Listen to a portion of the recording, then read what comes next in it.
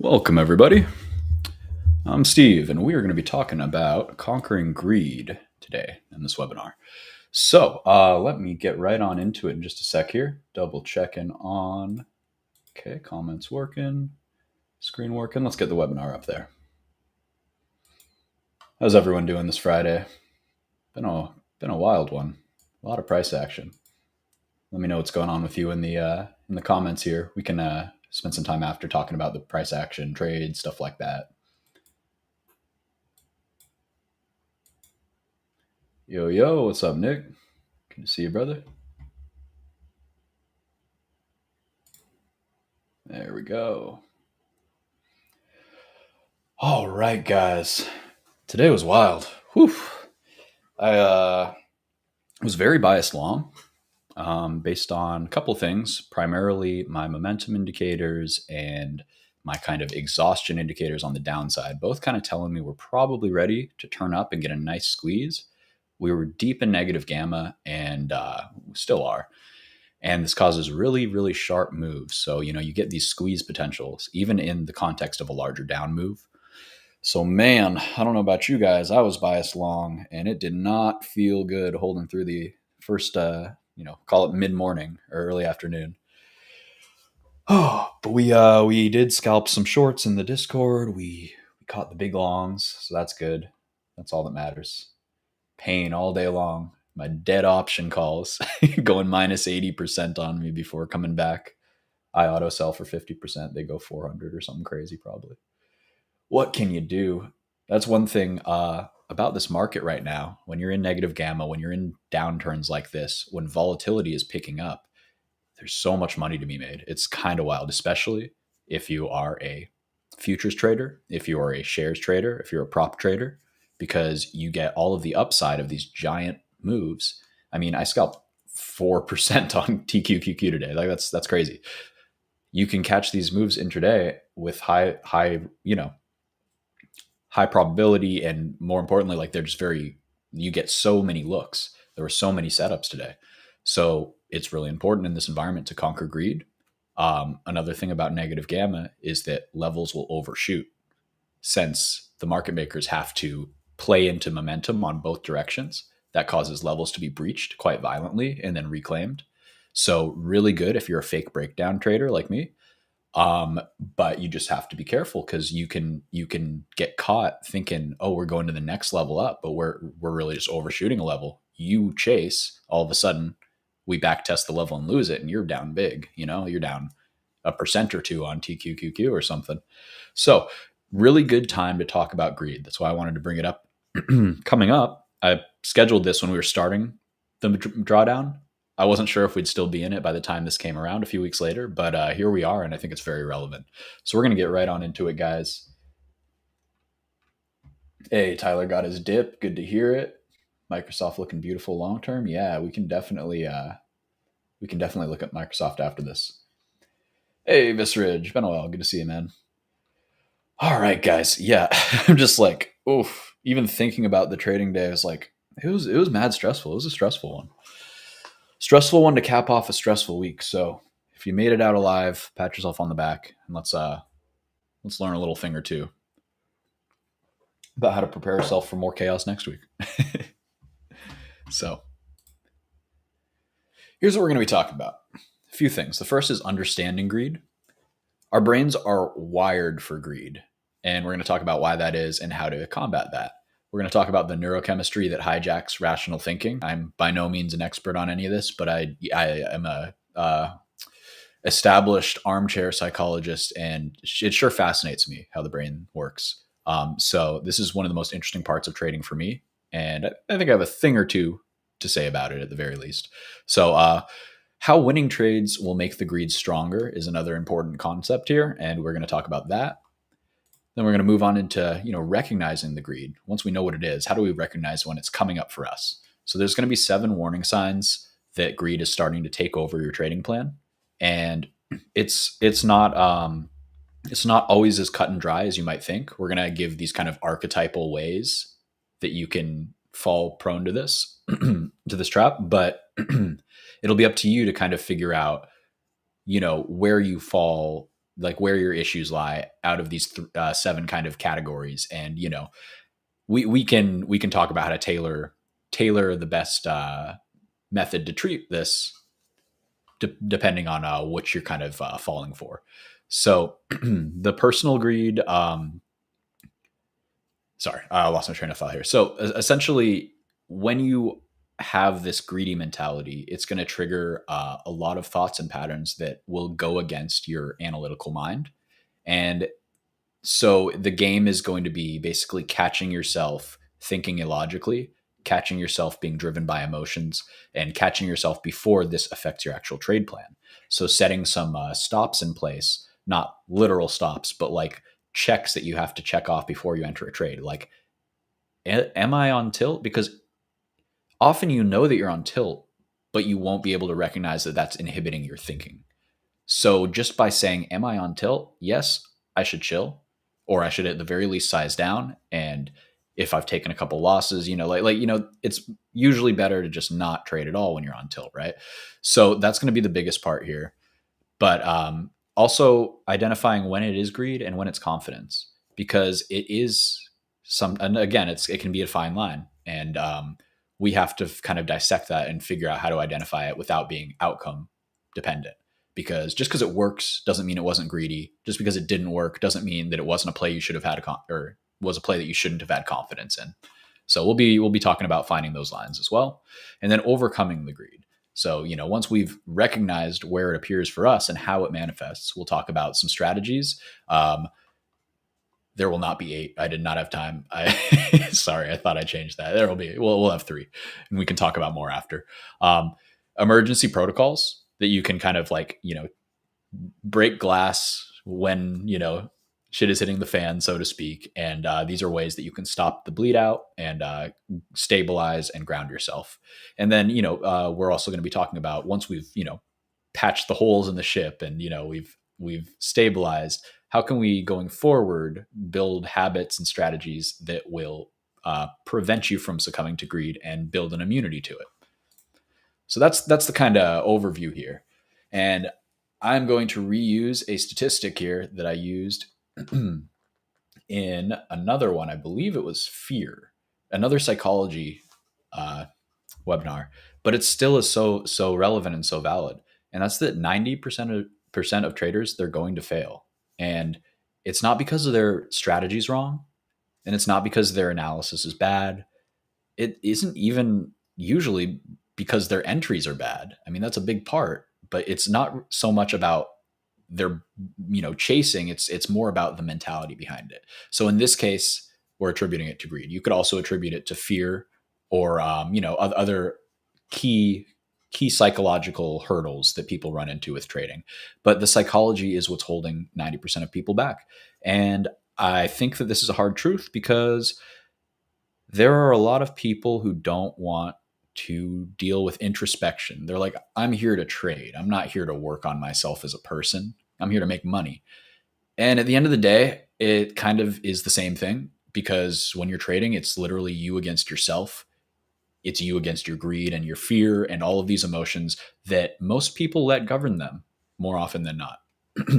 I think that traders in general understand this more than most. But even in that cohort of people, 90% will end up failing over time and just giving up, because I think that probably about 90% of people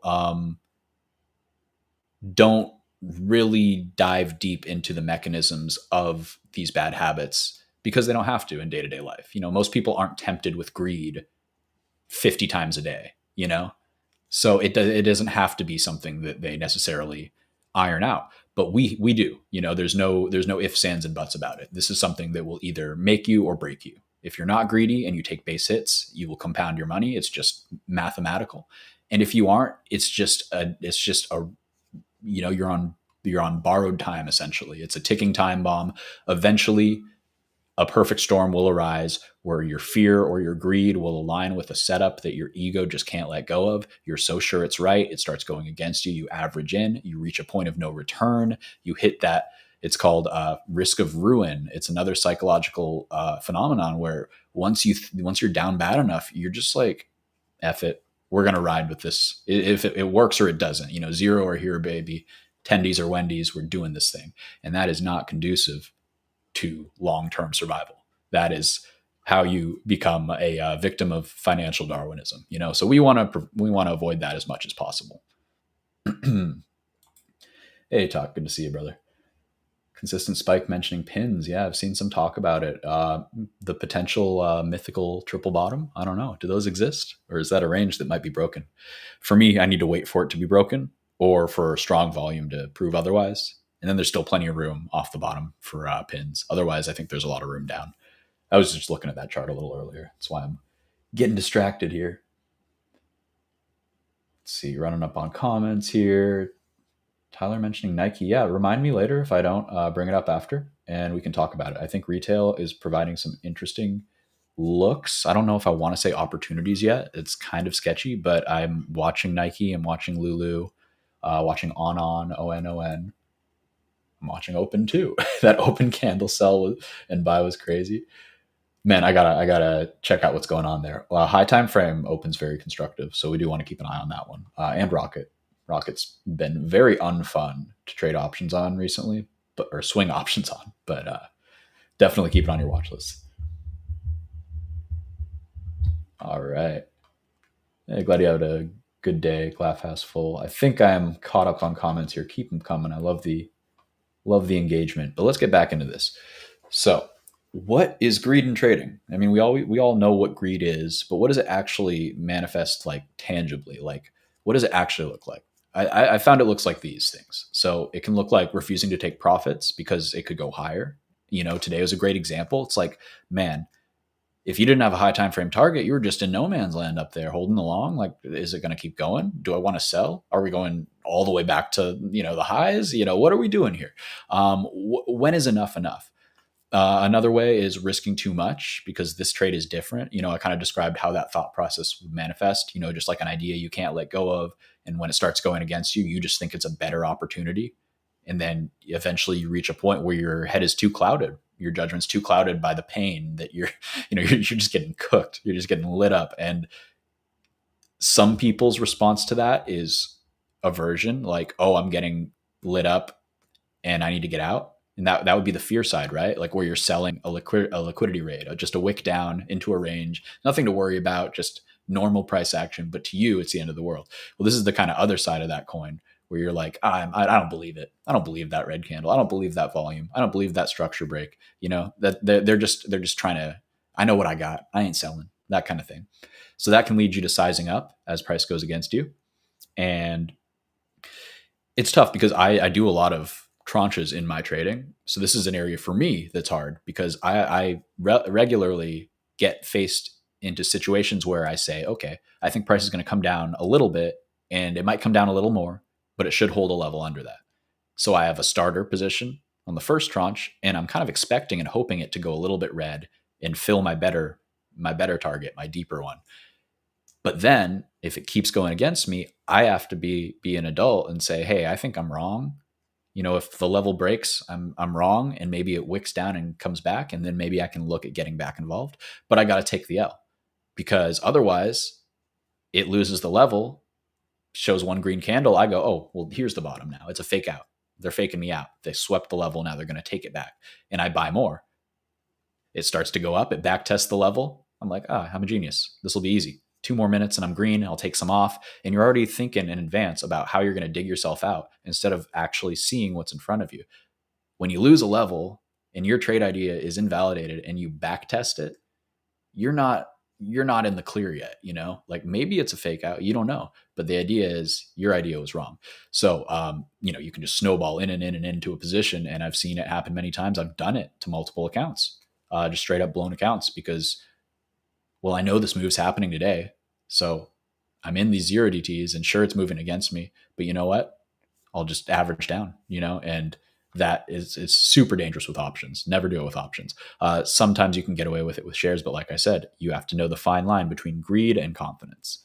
So we'll get more into that point later, but going on down the list here, abandoning your plan to chase bigger gains. This is another area that I miss out, or that I fail at a lot. And this week's a great example. 2 days ago, we had the NVIDIA gap up, And me in my old bear suit, I was saying, I'm thinking of buying Soxus. Instead, I had a doctor's appointment and I didn't want to deal with the stress of checking the market while I was driving and stuff. And I didn't want to have a position open and not be in it. And so I just didn't even look until I came back, and the exact move I was expecting from 665 to I don't even remember what it was, but I was expecting 665 and then down a lot. So I missed it. I missed it. And because of that, when we started to bottom, I said, okay, well, there's no way they let bears win that much. There's got to be a big bounce, a big squeeze, like what we got today. I wanted it yesterday. My indicators didn't say that it was happening yesterday. They said it was happening today. Yesterday it was just me not sticking to my game plan, which was down, and then I tried the long on the little pullback. So price, obviously went way down. It came up quite a bit, and then it started to pull back and flag mid afternoon, and I bought there, and then we just puked, and it was rough how fast those contracts went down. But I abandoned my plan. Why was I long? Why was I long? I was biased short, and nothing was saying stop shorting. I was just mad that I missed it. So there's a perfect example. That one smoked me. I made a lot today, but not as much as I lost that day. Still a green week, but not good. Adding to winners beyond your position sizing rules. We talked about that in the other example there. Same deal. Moving profit targets higher after entering a trade is a real tricky one because, again, if you're really confident and your idea has changed based on the information you've gotten since being in the trade, it can be valid to move your target. But almost always when you're thinking about moving a target, it's just because it moved really fast and you think that it's going to keep going really fast. That's not the same as if it builds a really constructive base and is flagging under your target. Then maybe you can move your target up and just put a stop under the base. But a really big price movement is not a reason to expect it to keep moving really big immediately, So the last one here is just over trading when you're already profitable. If you get your big move and you sized appropriately and you scaled out as you should have, and you did the thing, you should have a good profit on the day. Don't risk losing that. So you can still take trades if they look good, but almost always I suggest sizing down and playing with profits. And so then the worst case, if you're super wrong, you just hit it out of the park on the first half a day and then you just whiff on the second half. The idea is, okay, one being right, one instance of being right, one instance of being wrong, and you walk away with some profit because you're only risking what you might, what you had already made. At the very worst, stop out flat is what it is. Not all days are going to be green, but that's so much better than just whittling away your profits, trying and trying and trying to get a next continuation play. You gotta take what the market's giving you.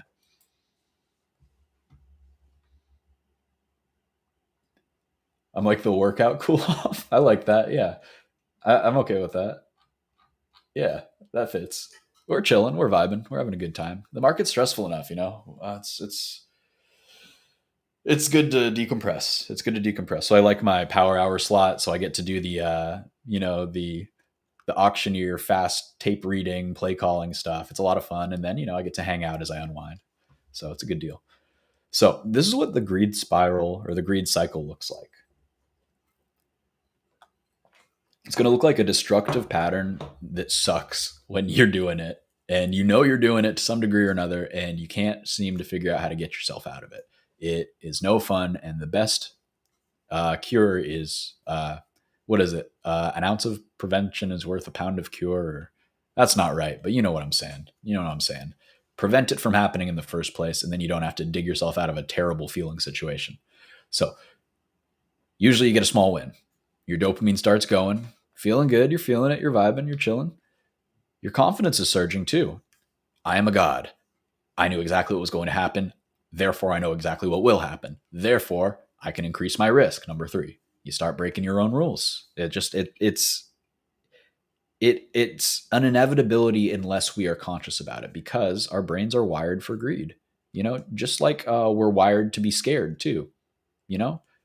And we're actually wired more to be scared than greedy, but we're really wired to be both, because evolutionarily we had to be greedy and hoarding as many resources as we could. And the people who could do that were the ones who were passing on, their genetic material. And you had to be able to run when you saw the saber tooth. And, so between the two, you take it enough generations, here we are, the result of, or thousands of years of that. And we're kind of prone to falling into these ruts if we don't use the evolutionary advantage that we've gained, which is higher thought and metacognition, and recognize these traits. So where were we? Increased risk, breaking rules, bigger bets, position sizing is now getting violated. Now you're oversized, and if it goes against you, your mental game is going to go downhill fast. You really, really, really want to avoid putting yourself in back against the wall situations where you have to execute with precision to dig yourself out of a hole, or you have to manually like stop yourself out because you're adding in and you think that it's going to wick down, and you're not willing to just take the stop and then reassess. That kind of thing is where you'll put yourself in situations where it only takes once to really hurt you. And trading is really dangerous because it's one of the only things that can just keep getting worse and worse and worse if you do nothing. You can be paralyzed by the fear and sick to your stomach because of, your greed didn't let you sell when you knew you should have. And it will just lock you in place, and the market can just keep trending against you. And if you are in that place where you can't, you're paralyzed, it's because you're oversized. So when the market goes against you, it'll wipe your account. And I hate to say, but this is the business model for the market as a whole. When it comes to retail trading, they're here to take your money, so we got to make it hard for them at the very least. And that's like, I'm not a big narrative trader. You don't see me posting due diligences on Wall Street Bets anymore. My version of due diligence is making sure my head's in the right place to trade, basically. So yeah, inevitable loss, like we're talking about, and you get the reality check. You eventually you have the come to Jesus moment. You can finally open your account again. You see the damage, you assess it, and you say, I don't want to do it again. But before that, you probably get desperate and revenge trade. So that's step 6. It's probably the most damaging because here it's just like all bets are off. You're just going crazy, there's no rules, no adults, we're just, you're just left to your own devices. You're just taking too many setups that don't apply to your rules. You're getting stopped out, or probably not even stopped out, just like big moves against you, take a big loss. Oof, get back in there too fast, that kind of thing. And it just keeps going down and down, and it really kills accounts. So we're trying to avoid that. So here's the kind of neurochemistry of it. I kind of touched on it before, so I won't spend too much time here, but the dopamine is going to happen when you win a small trade, and the anticipation and that reward that, the dopamine represents, it's going to exponentiate the bigger the trade gets, the more it goes in your favor. And it creates this vicious cycle where it's literally addictive. Your brain is addicted to the feeling it gets, and it wants more of it. And it knows if it sizes up, it feels better. If the same thing that's happening in front of it keeps happening, press this button, feel better. So you have to actively override your brain, and it's really hard. So the next trade will become an obsession for you. It'll be like an addict looking for the next hit. And maybe it's not that pronounced, but it's still the same energy, the same drive psychologically that's causing it. It's coming from the same place as we've all seen. It's really sad, somebody in the, depths of addiction. Like it's rough to watch. And, I've seen that happen with traders, and nobody expects it will happen to them. So this is really important preventative work we're doing. Alrighty. So the other component is just like an addiction, the tolerance builds. You need more leverage. You need higher percentage gain to feel the same, and that's really dangerous. So we want to stabilize our dopamine, because otherwise the rational brain will just straight up shut down. So this is what the difference is between like greed and confidence. So confidence looks like following the plan that you have, the strategy that works, that's backed up by data, by your own data set of however long you've been trading. It looks like taking calculated risks and using rules. It looks like profit-based. It looks like profits, which is good, but based on the execution strategy. So you're not just getting lucky. You're not sizing too big. Your strategy is being executed properly, and it is, yielding the rewards. We're talking about being comfortable with the targets that we set when we enter the trade, and not needing to move them up, not needing to chase them, not being governed by greed is really what it comes down to. So, same thing, discipline on position sizing and walking away when you've hit your goals. This is a hard one for me. I really have a hard time with this one. So to combat this, there are times that I won't enter trades unless it looks like really, really good, because usually when the liquidity dries up, the first trade I'm in, it's time to exit anyway. And then there's no reason for me to rush the next setup. It's something that I'm like a dopamine fiend looking for that next hit. I just had a big win in the morning and I want to see the next play happen.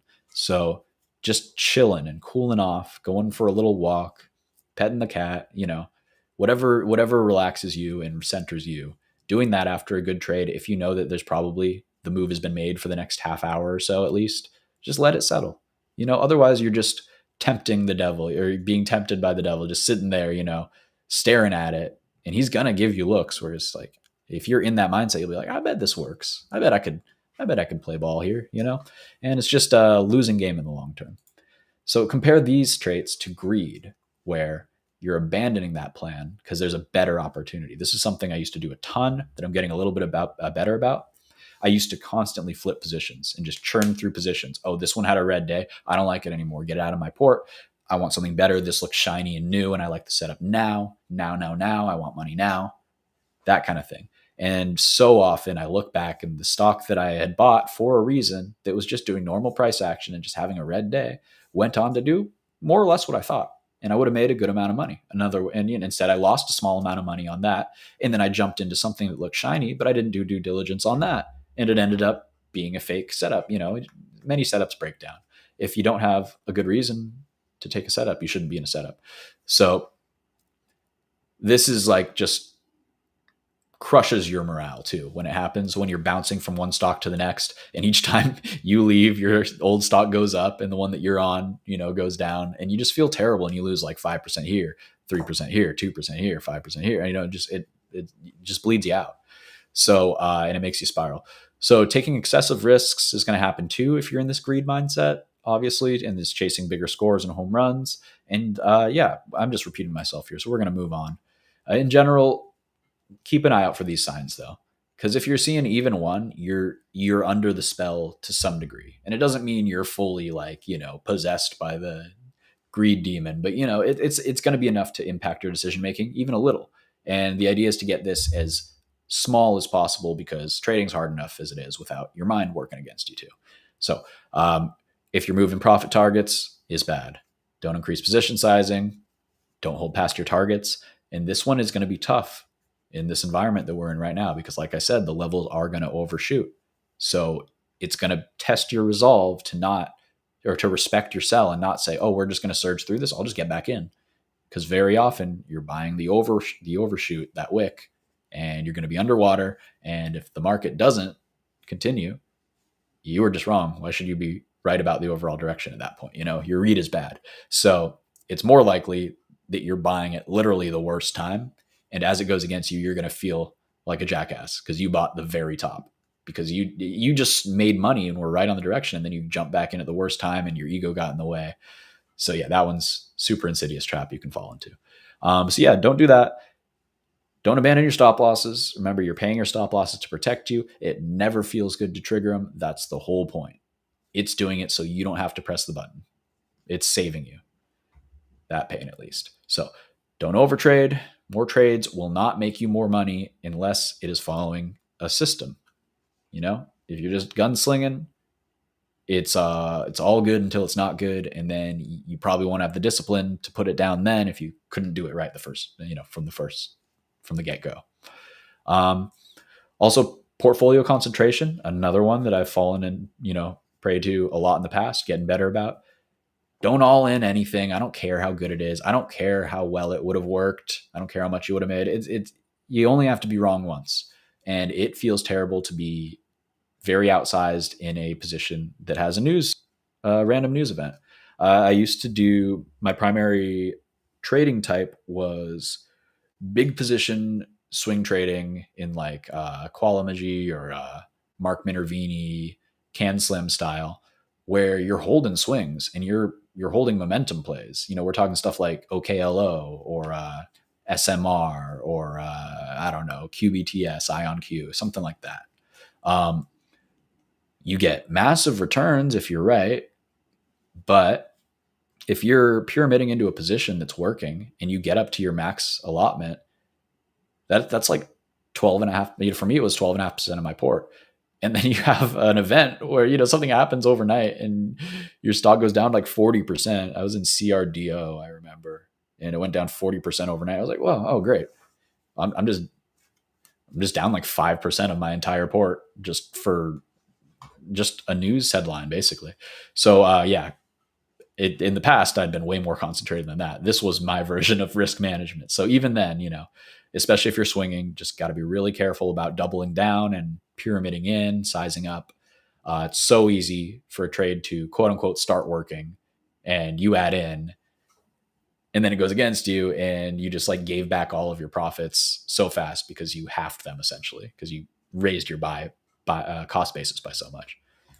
So those are the bad things. Don't do those. Feel like we've talked about this. I think I just like kind of talked through most of my slides instead of went through them. So I'm going to power through this a little bit. I think probably you guys want more chart reading and stuff at this point. Checking in on comments. Sorry, I got you guys way over on this other monitor, so I gotta look back and forth.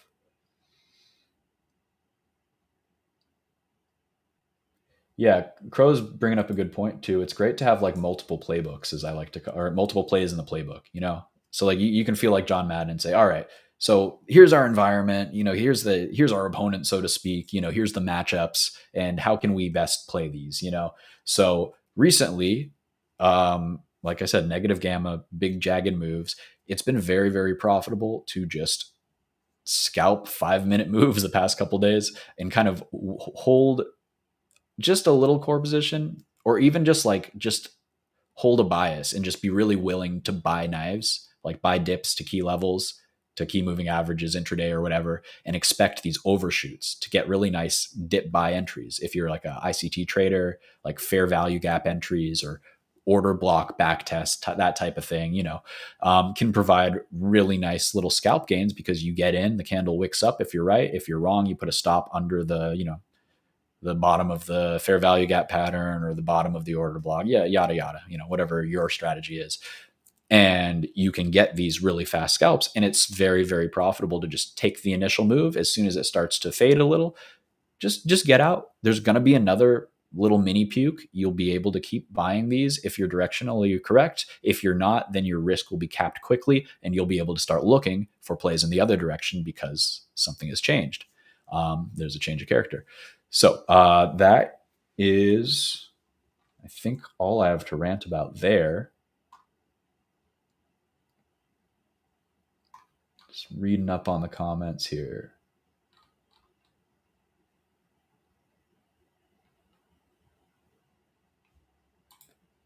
All right, good stuff, good stuff. So we're going to power through the rest here. FOMO is just another aspect of this whole phenomenon of greed. People can kind of see it as something else, but that's really still greed. It's just you're afraid of everybody else making money with their greed, and you're sitting there without that. So chasing breakouts after they've already run 20% is an extreme example. It can also just look like buying the top of a range on the intraday 1-minute chart when you're scalping because you think that it's going to break out, instead of just waiting for it to break out and back test, give you an entry, and then you're good to go. So just chasing in general, front running things in general. I'm a failed breakdown trader. That's like probably over half of my trades. That's like the biggest play in my playbook. So when I see a level get puked, I want to buy it as soon as buyers step in. If it's into a key level, yada, yada, whatever. If it looks good, I want to buy it the second I see buyers step in. And sometimes I do with this very small stop right underneath, usually for a very small starter. But very often I do get stopped out, even if I would have been right overall. So it's just one of those things there where it makes a lot more sense. Even if the gain isn't as pretty, you'll get the gain much more often if you wait for the failed breakdown, for the buyers to step in, for it to surge, for it to break back through your key level. And you can even like limit buy it through the key level. And I've found that's an interesting one for your psychology. Practicing with limit buys where I'm sorry, what's the term I'm looking for? Like a limit buy above my price. So if it goes through this level, then I get in. Like that's like a breakout kind of trade. But you can do that through a key level, and those actually tend to feel better than the front run trades where I'm buying it like after it's dumped and it's just starting to V shape, and ideally, as I expect it to go up and back reclaim a level. So the stress you feel from the uncertainty is not worth it emotionally for sure, but it's also probably not worth it profit wise. So it's just so much better to just wait for the confirmation, and that's the real kind of FOMO cure for me. But other things we can talk about are, just you can't just jump into hot stocks because everybody's talking about it. If you're hearing about it on Twitter, probably you're going to be exit liquidity. It's more likely that you're buying GME at 300 than at 30. Let's put it like that. You can also find yourself trading outside of your strategy if you do this. I know I trade a lot worse if people just throw me tickers throughout the day and I just pull them up on my screen and instantly say, oh yeah, this looks good, I'm just going to take a position, because I just don't have the context I need, and more importantly, the confidence I need from that context to take those positions with confidence. And so I'm operating off of FOMO, and I'm essentially being a greed trader. Just, oh, this could be free money. I didn't know about this. Now I do. It looks good. I want the free money. That's greed.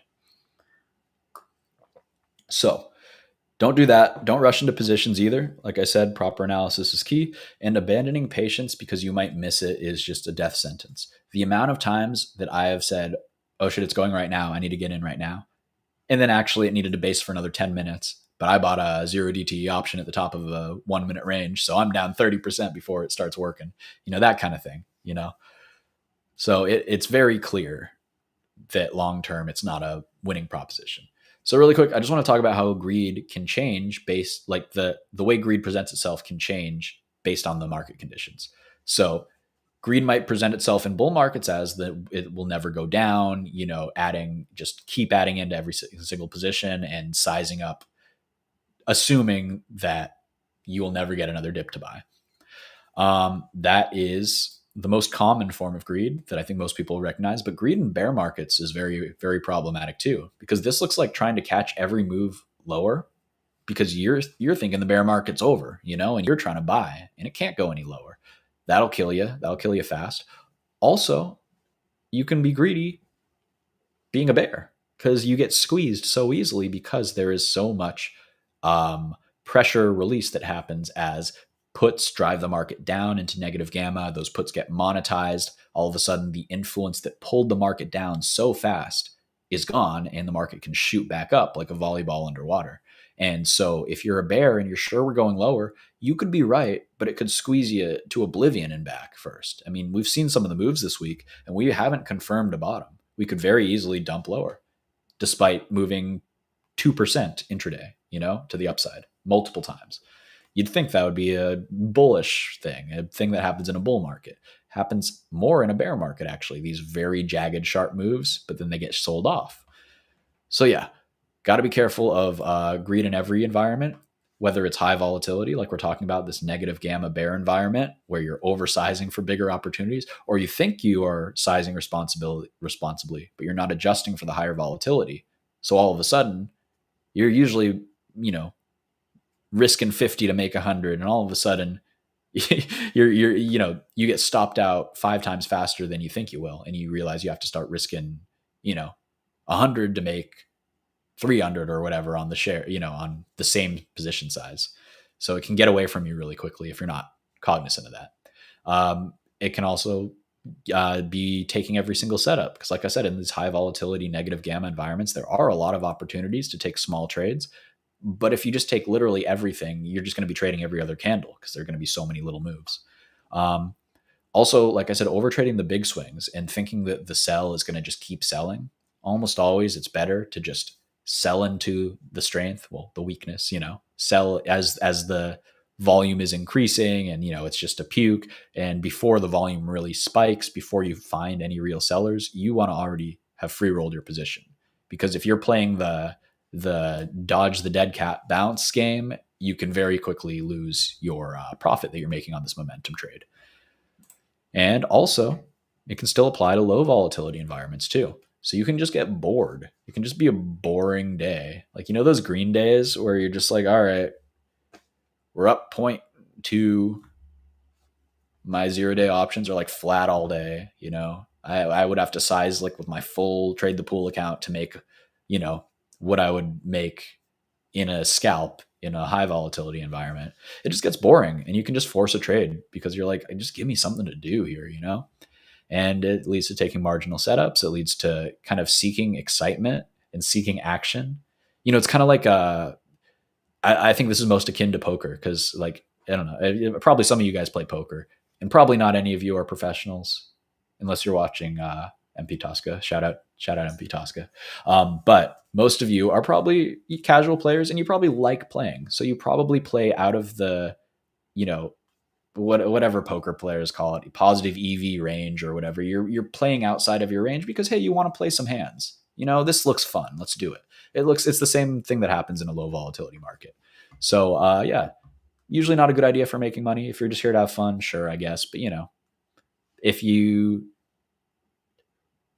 I feel like poker's more fun to be bad at. It's less fun to be bad at trading. So I think practicing the good habits and getting in those is a much better way to do it. And yeah, have fun in other ways. So that is where we're at with most of the stuff here. We do have a few strategies we can talk about. We can talk about the pre-commitment system that I mentioned briefly earlier. So what this full system looks like is you gotta record your target before you enter the trade or when you enter the trade. So you can either write it down in your notebook on a Post-it note. You can write it in your notes folder or your trade journal if you have one. That's amazing. But you can also just put your order as an OCO, a bracket order. So when you place the order, you already have your target, you already have your stop. The trade is established, So this is important because you don't want to start moving the goalposts on yourself. Set your exit alert. Automate the notification. Just let yourself off the hook. If you've already committed to the setup, you don't have to watch it. Like, to be honest, more often than not, like sometimes it is the best move to manually stop yourself out. For example, if price action is not what you expect, but you haven't reached your stop yet. I will say probably 70, 80, who knows, maybe 90% of the time, it's better to just, in the long run, let it cook. Let the idea work out. You picked your levels for a reason. If you're still getting killed, then maybe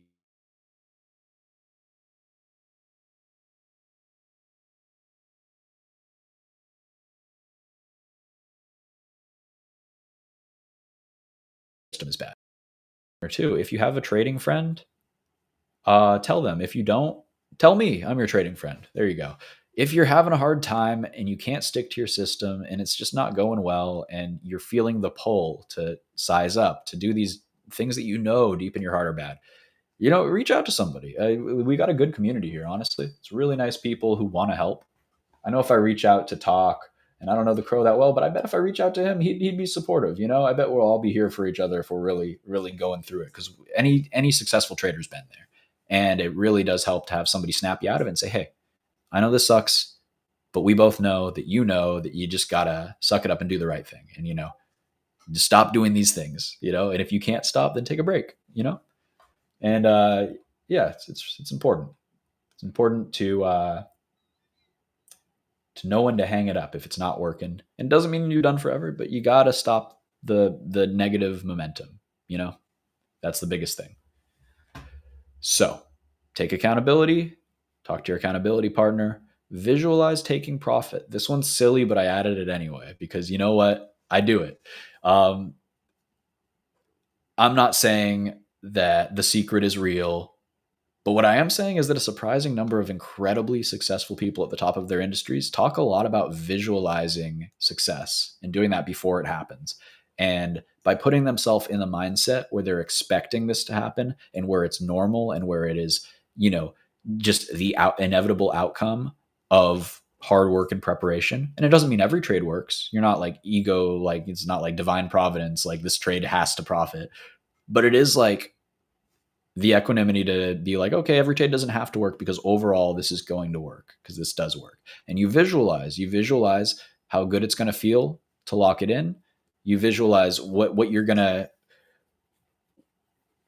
you basically just conceptualize the process of success as opposed to, I always liked the saying, worrying is like praying for what you don't want. You're spending all this mental energy. I don't know if it has a tangible effect out into the universe, but at least for your sake, for your headspace, it definitely is a resource you're expending towards something you don't want when you're worrying. So yeah, do the opposite of that. And then just review the past greed mistakes. So this is why this was great for me. This was like my therapy session because I got to talk about my bad trades this week and how I just didn't listen to my own rules, didn't listen to my own systems. I did not practice what I preached, and it cost me.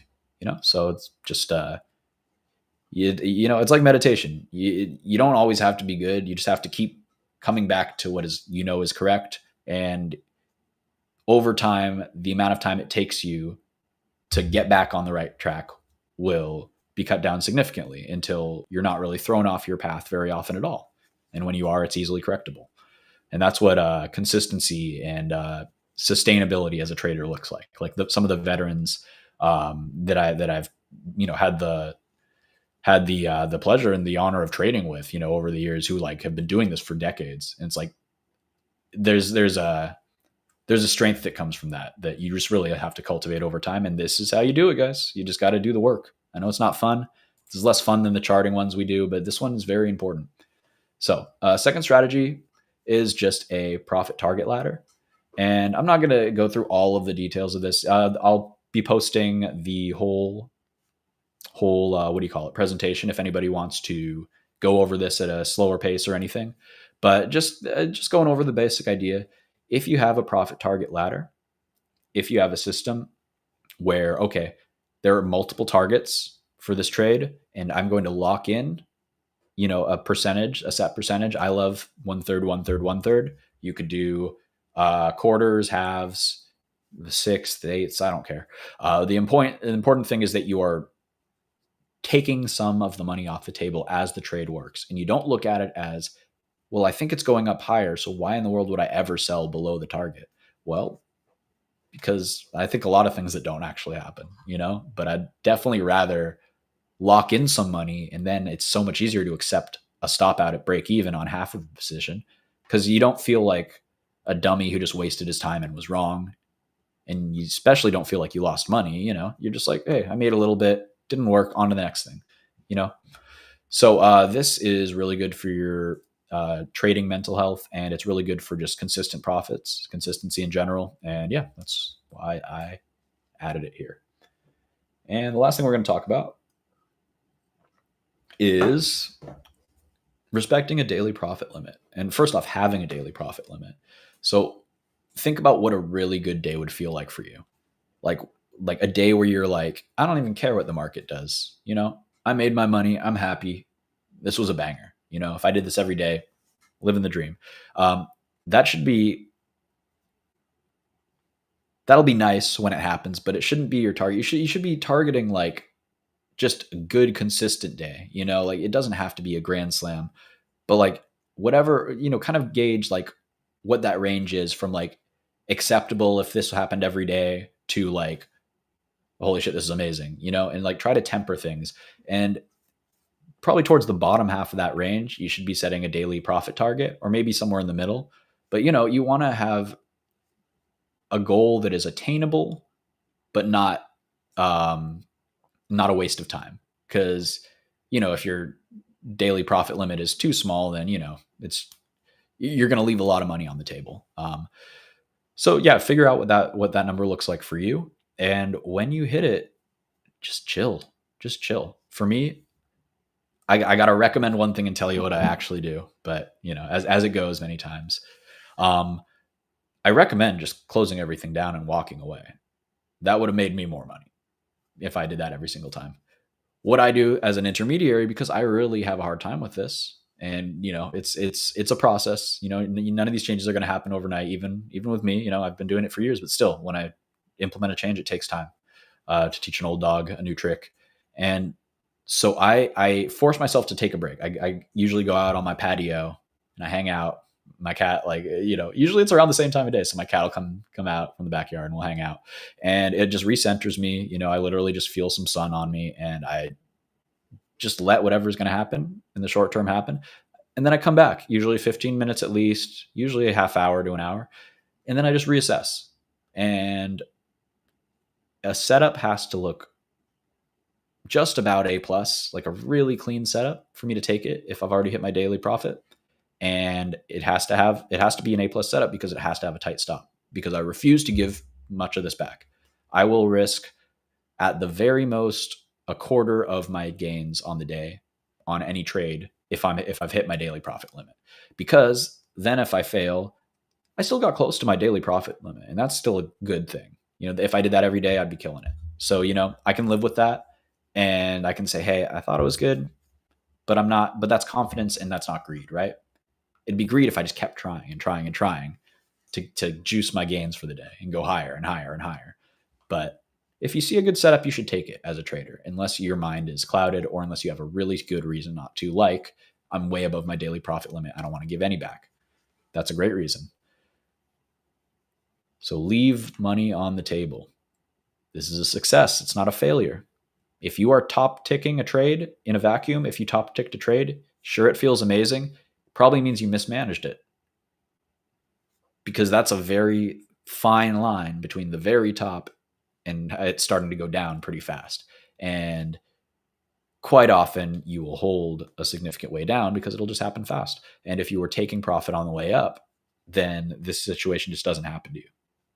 And sure, you missed some of the moves. Like I got take profited. I took profit at high of day on that squeeze candle. I'm sure you guys know the squeeze candle I'm talking about. Just the massive, like, whatever, more than 1% candle. I took profit as that was breaking out. I still had a lot on the table, so it was a really good day for me. Great trade, and I don't feel bad about it because the confidence in taking profit at high a day, which an hour before was amazing. I would have, begged and prayed for high a day, and we just smashed through it a full percent. Okay, well, I left some on the table. All's well, And if you hear this and it makes you a little sick to your stomach, like, how is he okay with that? He missed so much money. I sold my options when they came back to up 50% from down like 70%. They would have been like 3 or 4 baggers. I don't even care. Like, in that, even a year ago, that would have been like a little punch to the stomach because I held through so much pain and then I sold into strength, but there was so much room left.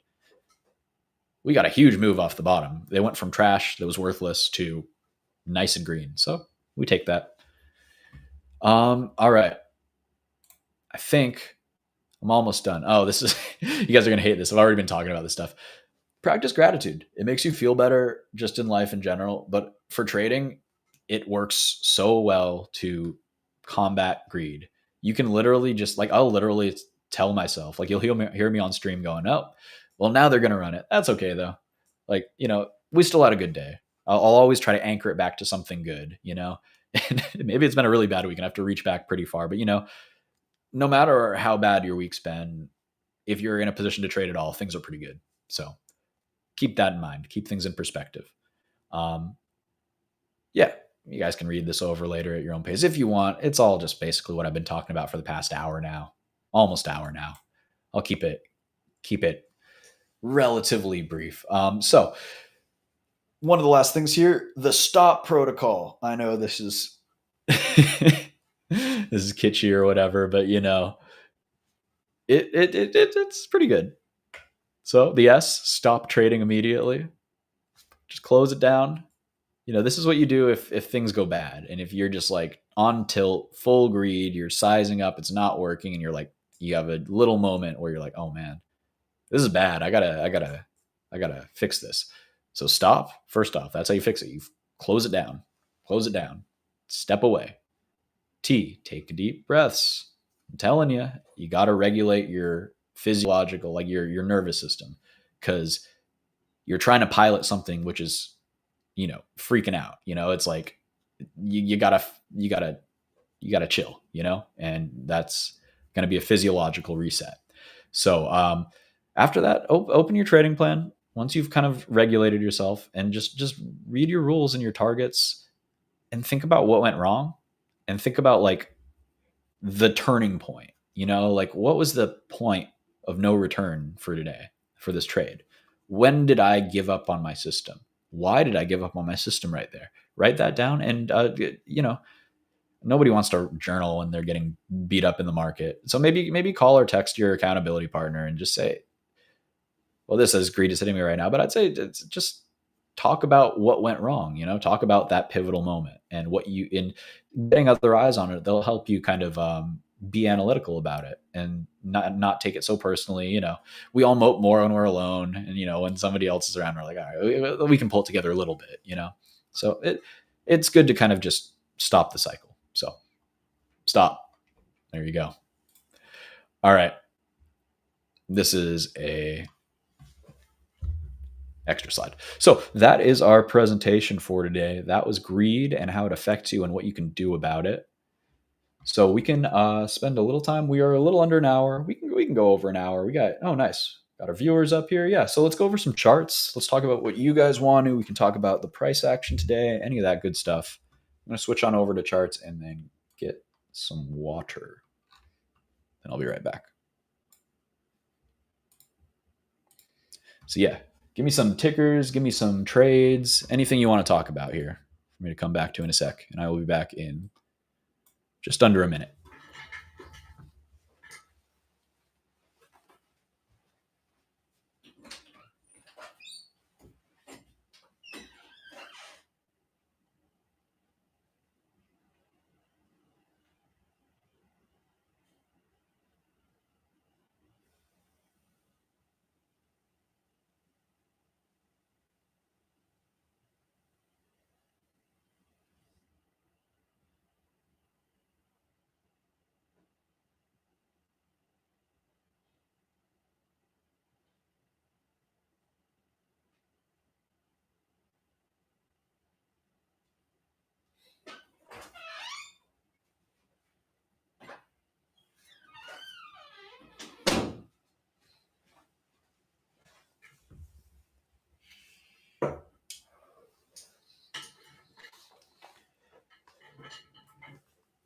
All righty.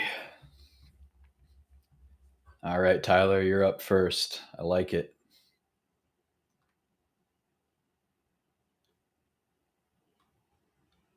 Just catching up on comments here.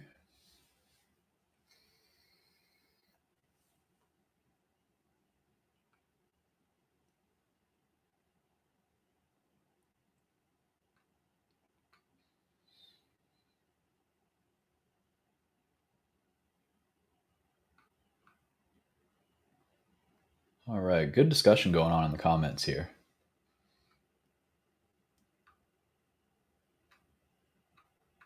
Let's see.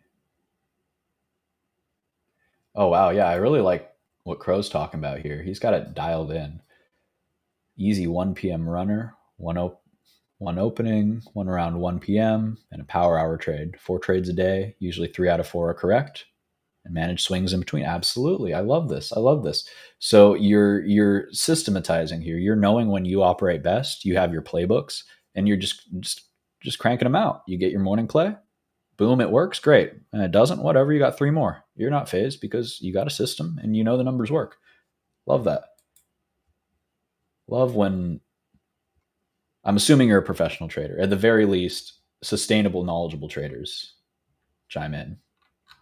I think it's so great that there's communities like this where people who actually know what they're doing can help people who are struggling because, I'm not even going to lump myself in with these guys, but anybody who can do this as a living, there was a long time where we couldn't, and we relied on the help from people who could.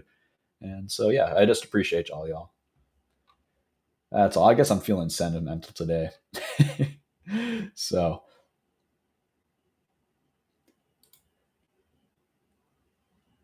hey, Javi, let's see. How the heck do you keep your hands in your pockets instead of forcing a trade?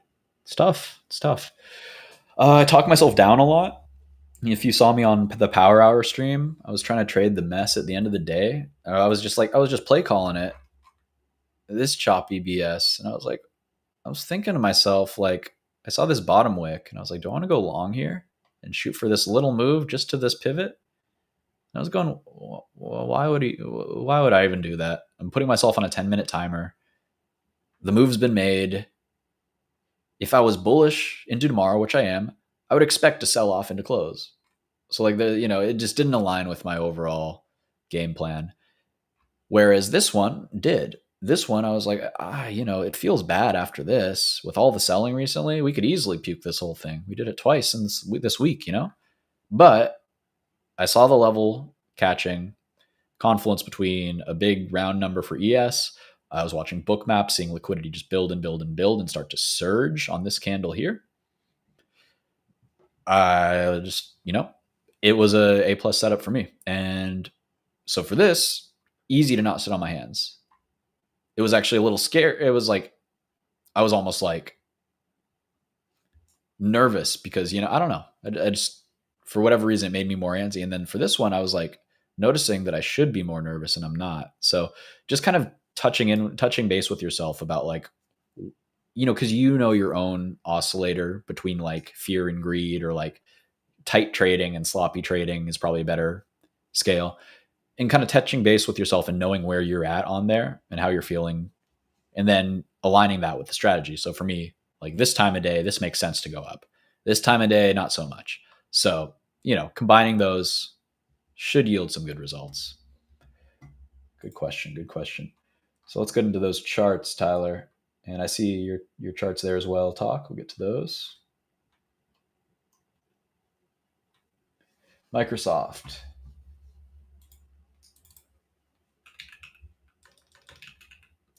And Tyler, if you'd like a specific time frame, give me a holler. Otherwise, I will just do a quick rundown of most major time frames.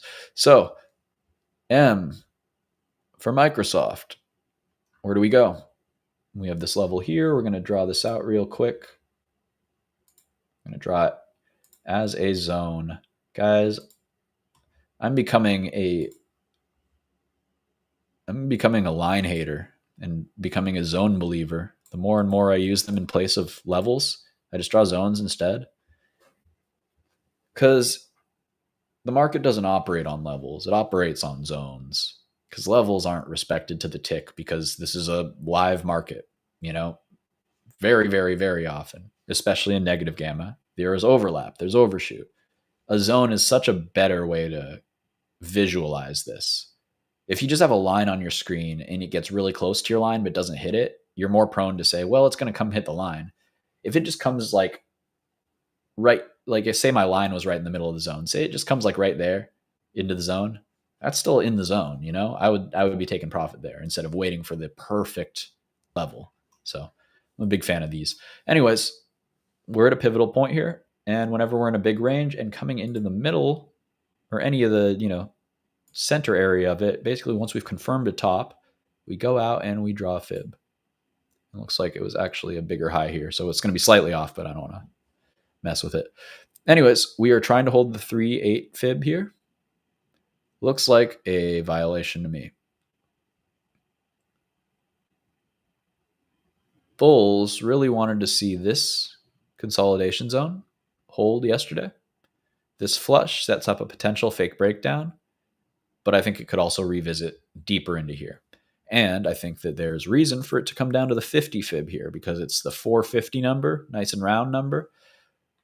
Man, it's so pretty when the fibs line up like this.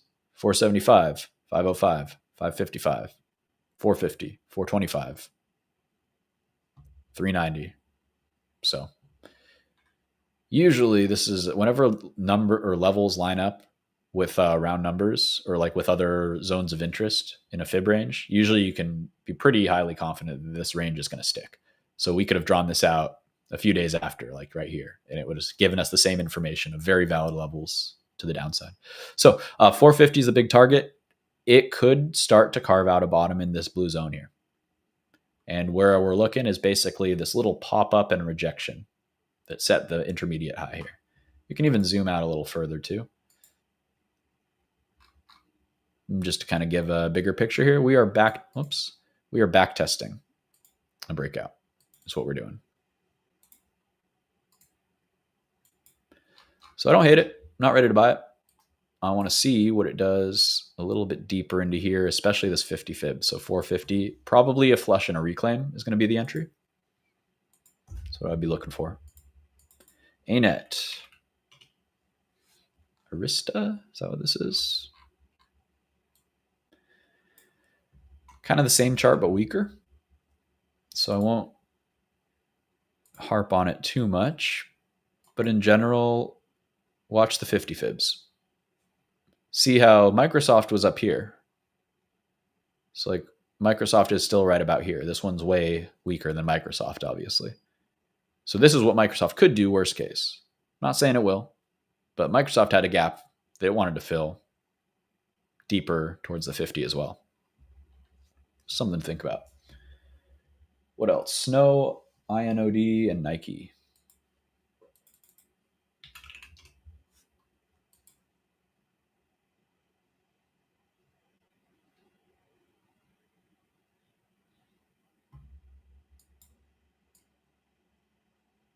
Fix my aspect ratio here.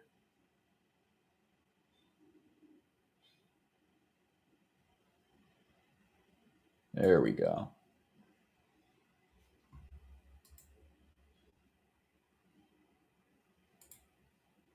There we go. Okay, back to it. Snow. Basically the same chart again. I mean, these are all software names, so no surprise there.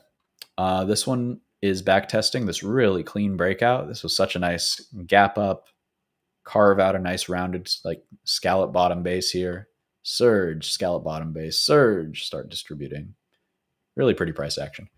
So overall, are we bullish? That looks really good. That looks like a back test of a stage 1 base or back testing a stage 2 breakout. So if this holds, we could get a very explosive move to the upside. I like Snow. I'm going to put this on my focus list. We can also look at IGV. And that's just going to be the software ETF.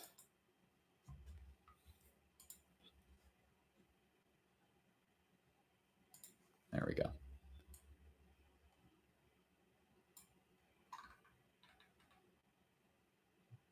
One tarnation. Was this a split or something? What in the world? All right. Is this what IGV even looks like? I swear this is not the chart that I remember. I guess it is. So let's do some doodling.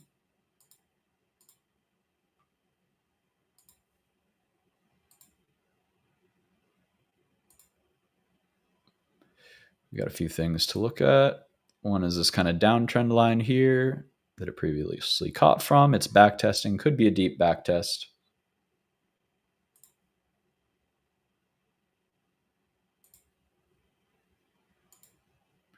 For fibs, still got a little ways to go to that 50 fib. You're also getting a nice undercut there under 100. So decent reason to be looking for IGV to catch here. But whenever you have a range, you can never be surprised if it goes to the optimal buy zone of the range. That is down here. This golden pocket between the 7.8 fib and the 6.2. Not bearish though. I don't think it really needs to do that, but I think a push down to the 50 would be healthy. I'm seeing this on a lot of charts where I could very easily imagine one more leg down to just scare people out to a lot of these 50% fibs.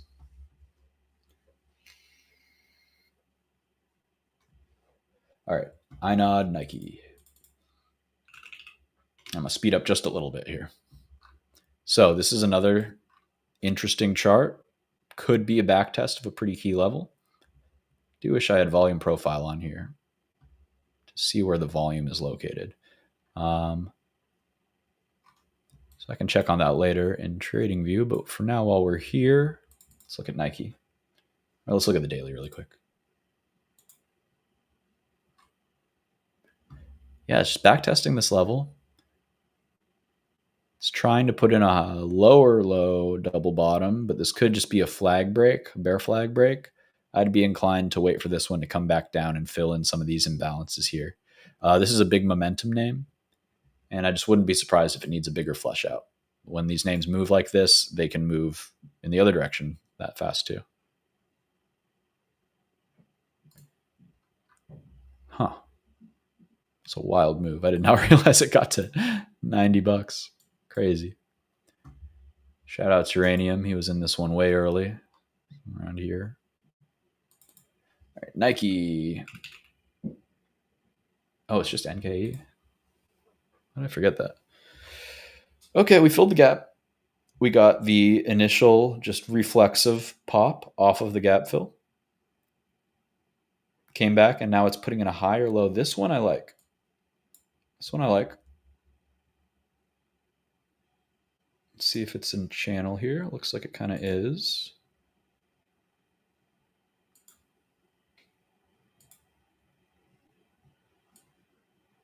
Close enough for government work. Passes the smell test on the daily. Let's make sure we're not missing anything zooming out. It's just tough. It's just tough because, like, this chart looks like shit.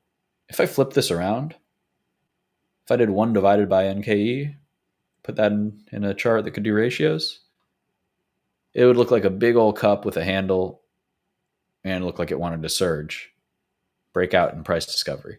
But this is the real world, and it's an actual company with fundamentals, and it's been beaten to heck and back for, well, not in back, just beaten to heck forever.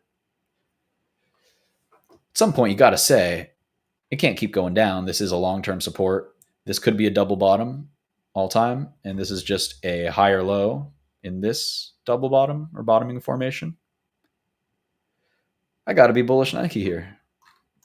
Said nobody ever, but I actually like it. I actually like it. I mean, it's tough though, you know. maybe Nike's donezo. Maybe they don't exist in 10 years.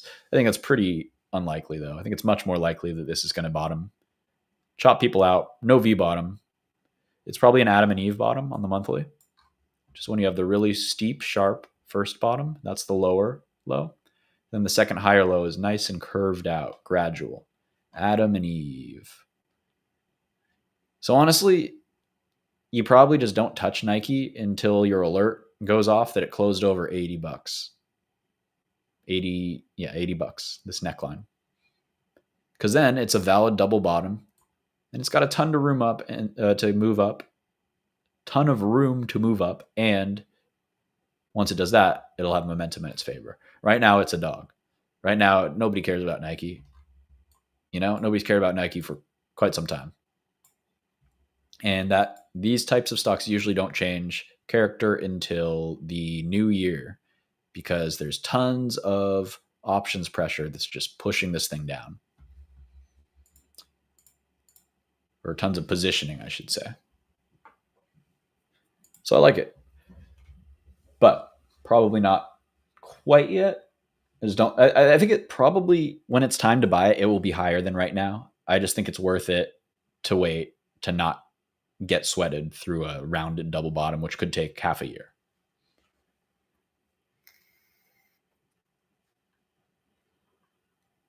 All right, Oracle, KKR, and SOFI. Has Oracle been beaten enough? I know I said up here, I'm not interested till it fills the gap. And then I know when it filled the gap, I said, I don't think I'm interested here either. There's more gaps below. It just looks like a terrible thing to be stuck in. Look at it just ramping exponentially down. I think it needs to puke down. I think maybe it has news coming, which makes it fill this gap to 179. I just can't buy it yet. Let's zoom out and see if there's any reason for me to buy it yet. And there's the reason to buy it. Not saying you should, but like it's always valid when it comes back into very old highs. We can draw this as a zone.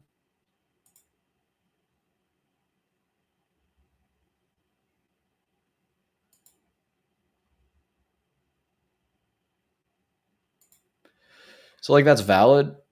I would so much rather see it come into the gap. You could hero buy it off the gap close if you want, or more responsibly wait for the gap to show support, flip to support, and you buy it when it reclaims this zone, and you have a little very high probability area to take profit at 210 right there. It's got the gap that needs to be closed, and it's another previous level high here, and it's aligned with the pivot right here. So there's a lot of incentive for price to come down here and then up here. I don't know what the heck it's going to do from there, but that's how you could frame a trade to carve out a cushion so that you could play it in either direction. If you want to short it, you wait for the pop up here. If you want to long it, you wait for down here and a push up. That's how I'd look at ORCL there. SOFI. Another level of interest. This one's tough. I think it's kind of failing for now. I think it's going to take a while. I'd kind of like to see it come back off the highs. What we can look at, though, is a kind of template. It won't be the same. They're not the exact same sector or anything, but we can kind of look at what Hood did because they are very similar charts and not in completely different spaces. So we are here on SOFI, and we see this low below us, or this previous all-time high from the IPO base. Hood got the IPO base back test, and that was the slam dunk buy. 3 bags since then. More. 5 bag since then. 4 bag, whatever. Big number. SOFI is going to be $100 stock if the world doesn't end in 3 to 5 years, 2 to 5 years, a year to 5 years. I think we get our entry at 2150 first. And probably it's a zone from 2150 down to 20. And I bet you dollars to donuts, it flushes the 20, and then reclaiming it ends up being the high probability buy. If you believe in the narrative and you're a long-term investor, don't worry, just buy more when it comes down there. Otherwise, don't get involved here, I don't think. Unless we see a good reason on the daily or something, but like this isn't enough to get me involved. I will say it is respecting. This is a very orderly sell-off. See that uniform line? It's actually kind of crazy. Look at this. On the hourly, it'd be even cooler. Oh, come on.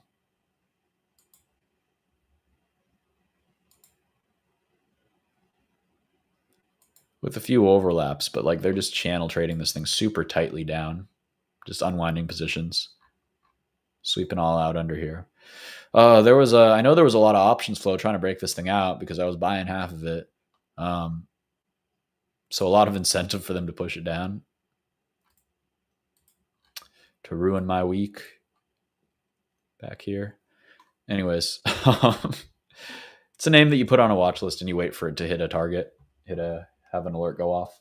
KKR.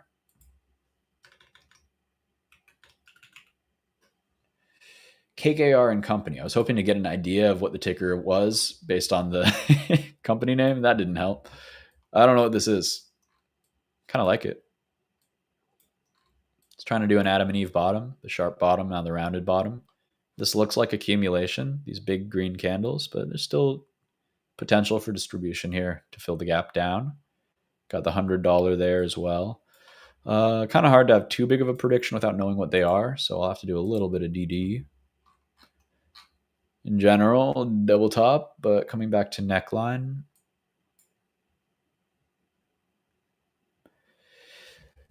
It's like I don't love charts like this because I never really know what they're going to do. This is beautiful. This cup is beautiful rounded bottom breakout. And you get the measured move. Let's see, from 42 to this neckline here, 83. So it's a double there. So then it should double from here to 160. Boom. Obviously where the seller stepped in, where the first serious seller stepped in. So you love when a clean base makes a clean move like that. That's just beautiful. That's really beautiful. And then you get the puke and it comes back really cleanly to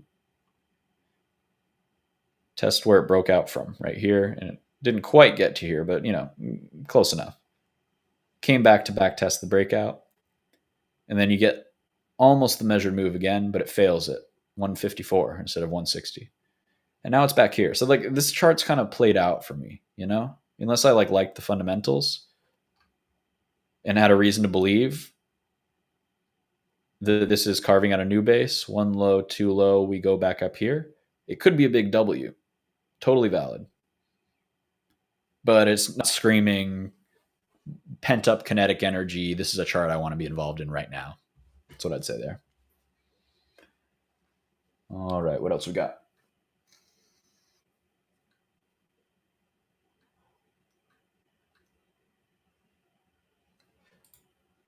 Javi, sorry I missed this 20 minutes ago. If you're still around, be more than happy to answer. Other question is, how do you train yourself to DCA into winners rather than losers? This is an excellent question, and it's very hard to do. How you do it is by keeping a high time frame chart handy.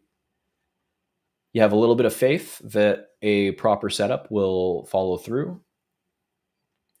You wait for breakouts. You take profits when things are stretched, either with an ATR ratio, or this stock is, maybe it's over a Bollinger Band on a daily or weekly time frame. Maybe it's over the ATR on a day after it broke a range or something. You have a reason to believe that sellers will try to sell here. So you take some off the table, you trade around a core position. So you hold half or a third or a quarter. I like a half. You hold that if you got in a good place. As it goes up, you hold the full position. It goes up to where you think it's overstretched. Then you take some off. You take half off or a quarter off. Then it comes back in and it tests your level. And then you can add like a full position size if you want. So you can be over a full position, You just got to think about them as multiple positions that are playing the same theme. So, for example, on this chart, just because why not, we can use any chart. Say we got long here because we're gods. Massive breakout, big candle, and you go, man, that was a crazy move. I know we're going higher, but it's going to pull back, and it could pull back all the way to the breakout here. So I'll take a quarter off. And then if we hold and show buyers in this, let me zoom into the candle, into the imbalance, the bullish imbalance that was just created. See, from the high of this candle to the low of this red candle, creates a zone which should act as support. So if it dips back and we start seeing strong buyers, we can add them back. And then, it comes up, grinds up. No real reason to sell. Up here, we got a nice pop. You could consider taking a trim when you get over here. And then just saying, I bet we come back and test this zone again. And you can add again. And what you can do is on one of these ads, say for example here, I see it bounce, it goes up here, and then it tries to push down and fails, and I'm a bull, So say I get in here or something into our zone. We found buyers, we get in, and it starts to work. I can trim some here in case it fails, or I can wait for it to surge through, and then I can put the stop under this low. So this is a way to pyramid without exposing yourself to that much more risk, because then you're only really exposing yourself to this much more risk, this little bit. So that's a way that you can build a position. And let's go into the SPY intraday chart, because I was building a position long, and we can talk about how I did that. I was quite proud of my pyramiding today. You won't see my fills because I did it on the Trader Evolution app, not on the web browser here. But this was the area where we were really looking to long, but I started a position. I saw this puke, and then I saw the buyers holding this level, and I just took a little nibble. I didn't know if I was going to be right or not. My stop was right under here. So for me, I was really bullish overall, and I figured this was a pretty key level. It was pre-market highs. We double bottomed off of it before surging way higher. It was like an expansion, like a springboard. So I know this buyer is like the buyer that made us surge higher. So I would expect him to hold. So that's kind of how I framed it, and that's why the risk was small there. But I still had a core position from down here when we caught this trade. And I got stopped out of half of it, I think, here. Half of the runners, so it was down to a very small position. It became my tracker or my starter, and it puked and it didn't feel good, but then I saw it basing here. Stop for both of the positions. Complete stop was under here. If I'm wrong, I'm wrong. Basically, we had range expansion. As long as we held the range expansion, I kept believing in my trade idea, which was higher time frame. We have much more room. So we had the starter, and I'll be honest, I was not sniping these lows. This was a doom candle for me. I thought it was all over. Hold on, guys. Look at this. Look at how bad this chart looks. I don't think you guys realize how bad this chart looks right here. Tell me that I should long that. I wouldn't tell you you should long that. Like, that was terrible.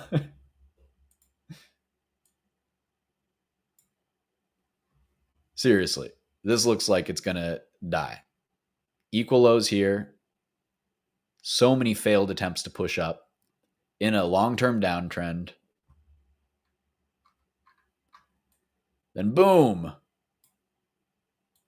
So I won't lie. I did not bottom tick this. I did not get involved here or here. I got involved here. I thought this swept the lows and we were about to break out. So I got involved right about here. And then felt despondent and euphoric and despondent and euphoric. End of the world, euphoria. Well, hope for redemption at this point.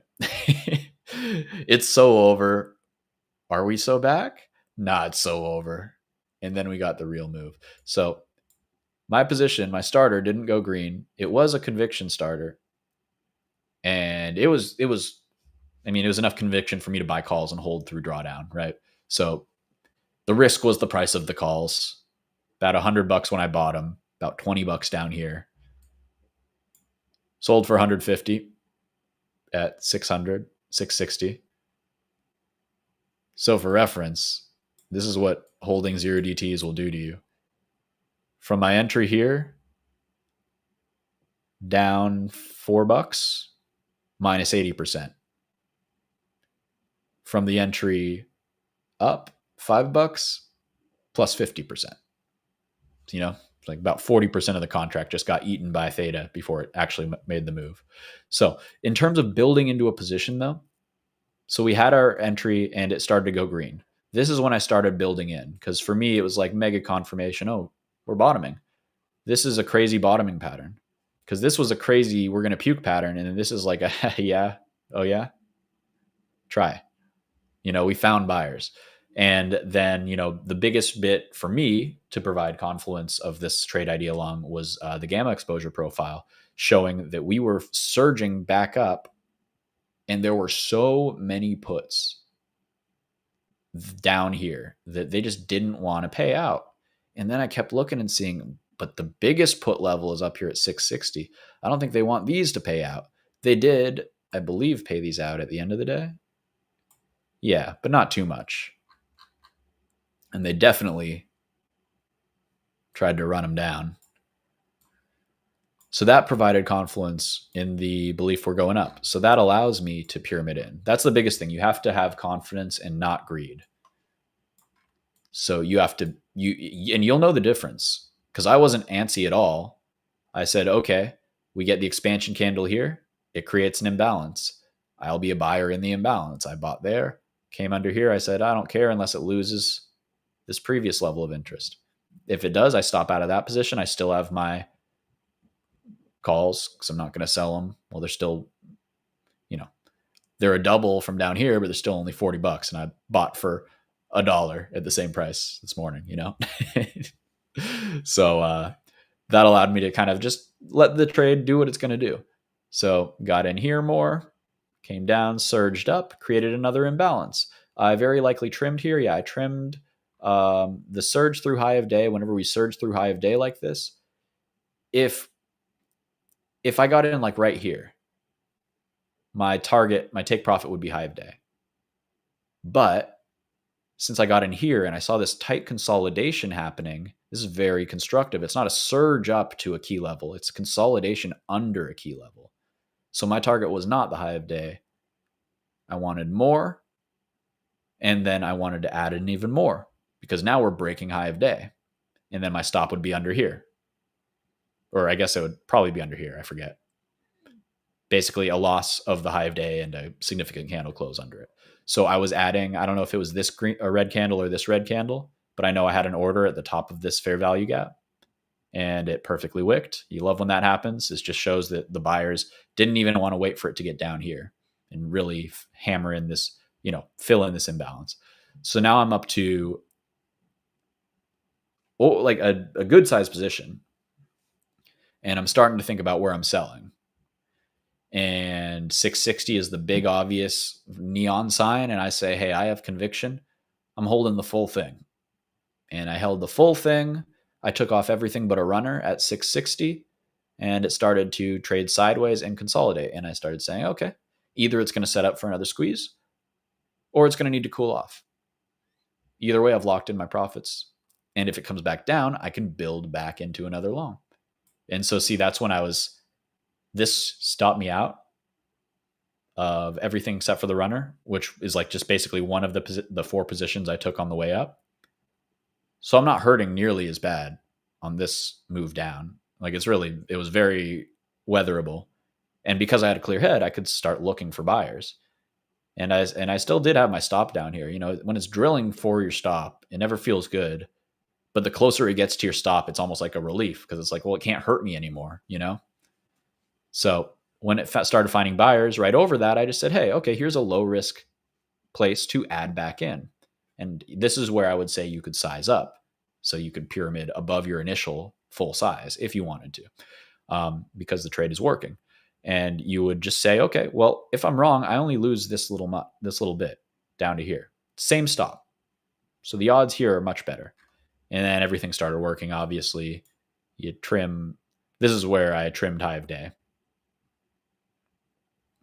And it's another good example of the concept I talked about right here, where we were flagging consolidating constructively under the high of day. So I didn't sell on the break here. In retrospect, this is a very similar look, right? I wasn't expecting this, to be honest. But in retrospect, this is a very similar look, consolidating right under the highs. So you could shoot for, hey, I'm just going to play momentum and hold. I'm not going to sell right at the high. I'm just going to wait until there's a little bit of sellers. So maybe you sold on when you saw this top wick close. Maybe you sold on this top wick close. Maybe you held for here, and then this was your exit when you saw the big red there. Either way, it netted you a nice little added bonus there. And you could consider that a momentum freebie cherry on top. We get the level and then some. But then you just got to respect and say, hey, when it runs it, I don't know what it's going to do after this red candle. Could very easily come all the way back here, which it did. It just took some time. So that's how you can pyramid into a position. And I'll finish this example just because it shows how you unwind a pyramid position too. Because I added more here. I was telling people this was a 50-minute moving average tap. So I was watching that level. It started to respond. I got a really nice fill like right there or something. Then it came up. I took some off because it was this pivot. I took off what I added. That allowed me to hold my core position that I was still holding through this whole thing. Then I think I got one more add off on one of these candles, and then I trimmed. I guess I got whiffed here because I had a stop or a trim at the high day.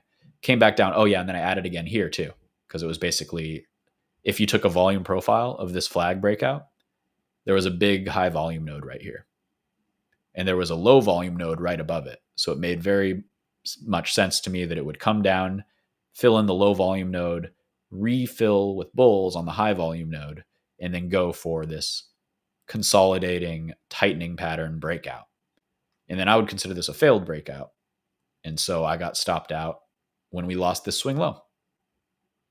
Pretty simple. I mean, honestly, it's pretty simple. You pyramid in on higher lows as long as things are still pointing up in the mid time frames. And then you get out when you just lose the first higher low, because then almost always it signals the beginning of a change of trend. It won't always be, but every change of trend, this will happen, So you got to respect it when it's happening and you're trading a big momentum trade like this. Sorry, that turned into a whole thing, but I think it was good information. So I will now power read through the comments that I still have not addressed, and we will get through as many of them as possible. How about hard out in 25 minutes, 2 hours? I think that's fair.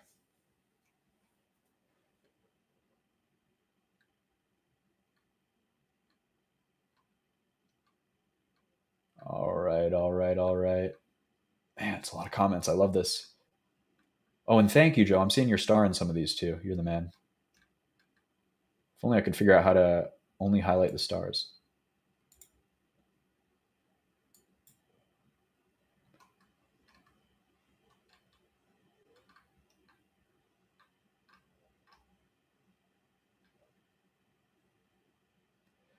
Okay, I finally scrolled back up to where I was last. Now we're working back down.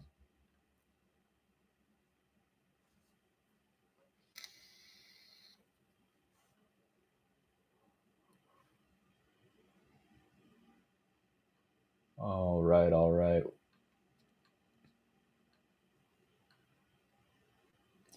Tyler mentioning most of his tickers are near the 200 SMA. Yeah, absolutely. We're at a big pivot point. We're getting close to where I'm looking to long into the end of the year for a beautiful Santa rally. We all want it. We all wanted it too bad, and everybody bought puts and rained on the parade. But now we're ready. Now we're ready. If you think about it, all of the 30 to or like 0 day to call it 60 days options, they just got destroyed for any momentum stock. Like if you were holding a SOFI December call, like an out of the money December call, that thing got cooked. It was down 90%, So that is a lot of like pressure release. And now we can start to push up again.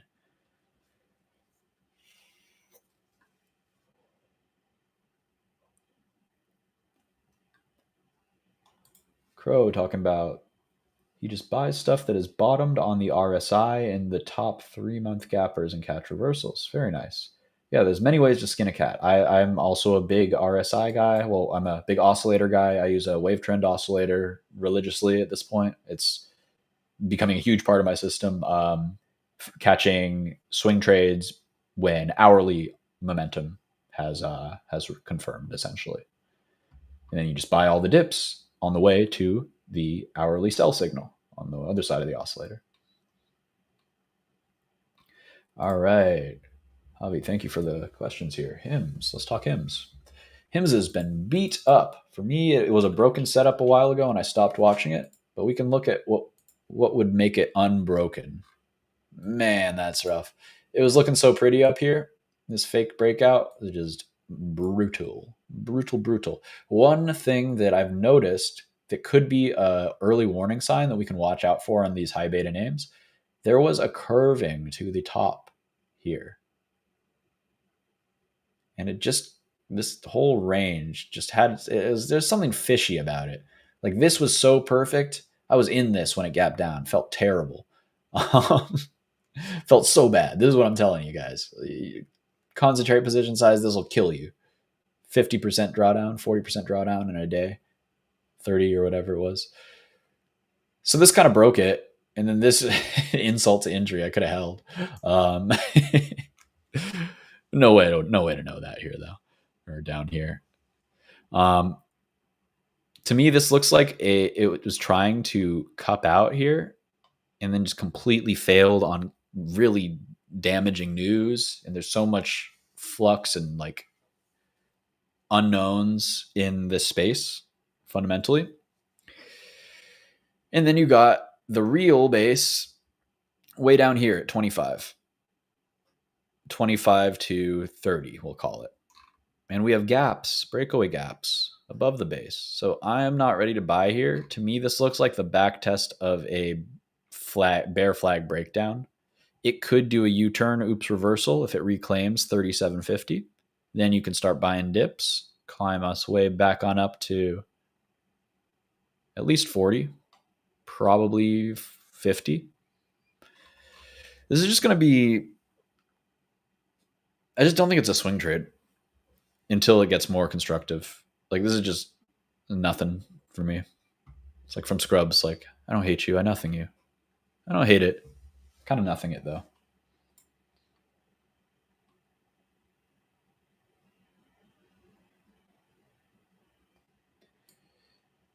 All right. You know what? You guys have been posting so much and I'm so behind. I'm going to start from the bottom up because I want people who are here now to get what they have heard. And I apologize. I think I can power through some here, but I keep missing things otherwise. So Does Hims have a mo? I don't know. Does it? I have no idea. uh, Tyler had a Micron put. Oh my goodness. I saw the premiums on those go crazy. I was stalking Micron for a breakdown up here on this reversal. Oh, I don't know. I was talking it on one of these days and then it finally did it. This is like the last thing that didn't break down. So I was like, yeah, I'll do that. That'll probably work. Probably won't work, but if it does work, it'll pay me a lot.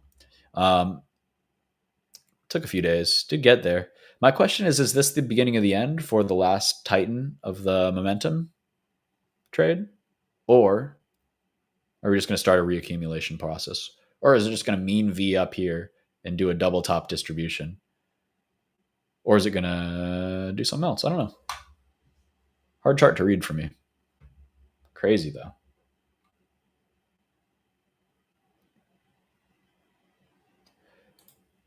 Javi, so for call and put gamma, I use Unusual Whales. There are a lot of services, most of them paid to my knowledge. I post them throughout the day for free on my Discord as well, if they're relevant, which they almost always are. So feel free to join my Discord if you'd like. You can find that in my bio of my Twitter account, and that is at Steve Tileman, STEVETEILMANN, 2 N's. Yeah, more than happy to. If anybody in my Discord ever wants the gamma, like what gamma is right now, just ping me. I'll give it to you. I'm working on a scanner as well to have streaming, but that's going to be a little ways off. I gotta dig through some Thinkorswim uh, documentation and figure out how to get it working. Pull live data to an Excel sheet. But yeah, gamma is very, very useful for intraday trading. Talk is an LNG. We were going to look at oil and the natural gas. Let's start with UNG, the fund. Looking constructive. Let's look at oil, the leveraged, because I don't think we can look at futures on here. These are setting up for really big explosive moves, I gotta say. This is a pennant. This is a big base. It could need to fake out and do a W, this down, up, down, and then up. And then the W creates a cup to this handle. So it might not be ready, but we can watch this downtrend line that's starting to form. I'll draw that out. And these are on my focus list for next week for sure.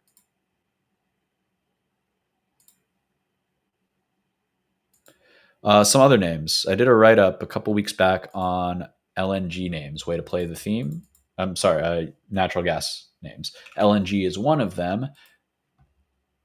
This one, I don't like the chart though, and I don't know what's wrong with it because it was the leader, so I can't recommend this one. It actually looks very bearish to me for some reason. It may be a fake breakdown and then it goes crazy like the others, but I can't recommend it. RRC is one I like a lot. This one's getting close. This one just looks prettier the further out you go. Look at the monthly. Massive ascending triangle that's trying to break out here. I really like this one for shares long term. This one's riskier, CRK, Comstock. But I like this one too. Setting up quite nicely long term. Look at that. That's really pretty. Cup and handle breakout with a big back test, kind of forming an extended handle. I think it's good to make new highs. Probably go a lot higher over time. But it's very risky. This is a very risky one for an investment. I think the fundamentals are probably very bad based on whatever happened here. That doesn't show confidence in leadership. But where there is not confidence in leadership, there is opportunity and volatility. So put that on a t-shirt. Got to make yourself laugh. All right. What else do we got going on here? What else is in energy? Oh, AR. That's the other one I wanted to talk about. Antero Resources. They are very highly skewed towards natural gas exposure. Took a bit of a header yesterday. They were trying to get a clean breakout, but the market didn't play ball. I still think they are super valid for a big long-term breakout here. I think there's a very constructive long-term pennant. I think the short-term target is up at 40, roughly. So I like all these ways to play the theme. I'm looking for more. So if anybody has cool natural gas names, definitely let me know. Oh, this is one that I missed. Not BTU. PBT?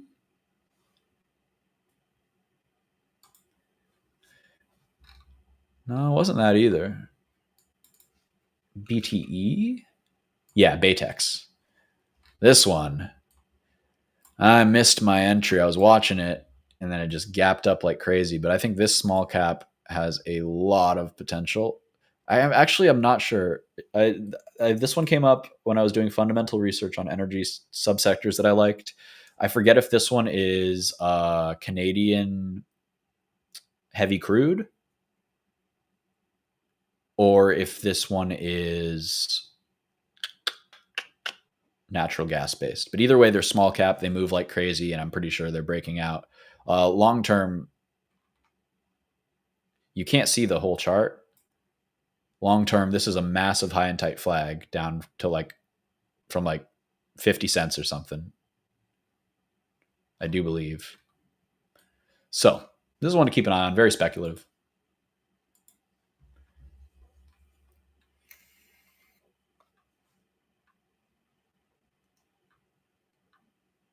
Tyler's saying he wants Hood over these. Hood is looking like it might be in the zone of interest here. It's just a messy chart. I think even if we're getting a left shoulder, right shoulder, left shoulder, head, right shoulder here, we still have room to 130 or something. If this neckline holds, I would just like a little more conviction. Maybe this is enough though. I probably need to zoom in.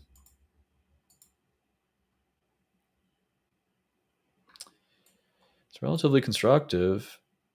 Popping after hours too, it looks like. Might be a bottom. I'd like to see one more low just to this kind of pivot mid area. 105. Yeah, nice and even number. Watch 105 for a back test with a stop under 102, but then you're getting into the range of well, why wouldn't they just go for the 100? You know how many people want Hood at $100 per share cost basis? I do. So give me. I don't know. I'm on the fence about that one.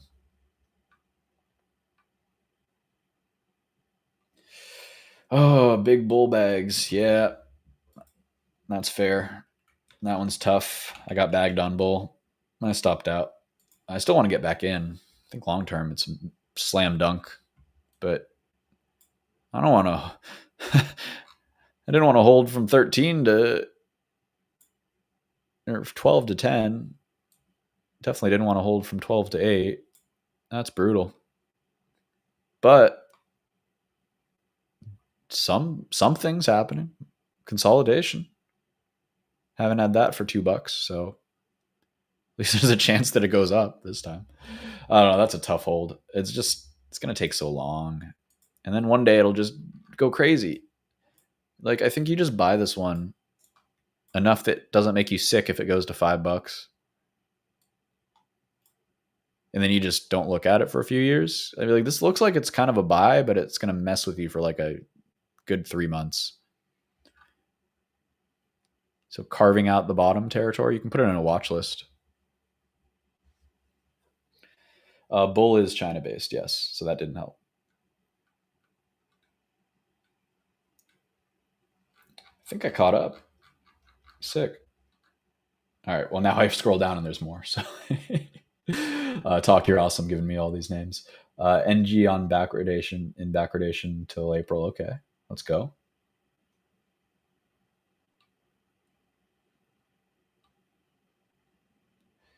All right, Talk. This is embarrassing. You ever see a word written a lot, but you've heard people say it both ways and you don't know which group of people is the idiot? So is it potash or potash? It's potash? I've been saying potash. But yeah, I know what it is, fertilizer ingredient. So you got Mosaic. They're the dog. This thing. Oh, good to see they still suck. This thing. This got put on my never trade list because I love commodities. I love thinking I'm smarter than people who do this for a living, and like commodity traders. It's a very tough group to trade against. Um, and yeah, this one, everything gets sold till it doesn't, but even that gets sold. It's just a nightmare stock to own for investors. So how I used to like playing the space was NTR for the quality, and I like LXU for leverage for I don't want to say shitco, but less established co. Talk, look at that for a chart. That's pretty.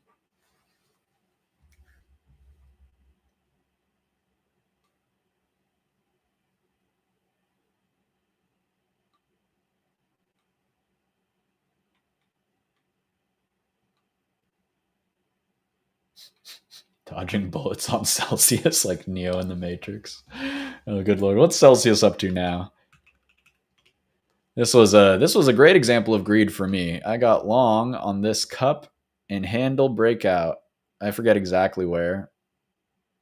Want to say around 100 or something. I did not sell 200. I don't know why.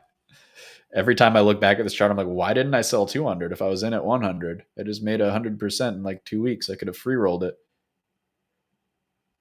Thank the Lord that I held through this and I got out at this pivot at 175 for this.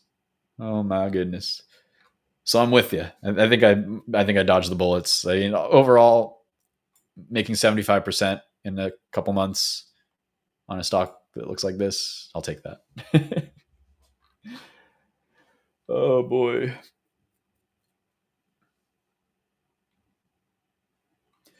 We're talking financials like fintech.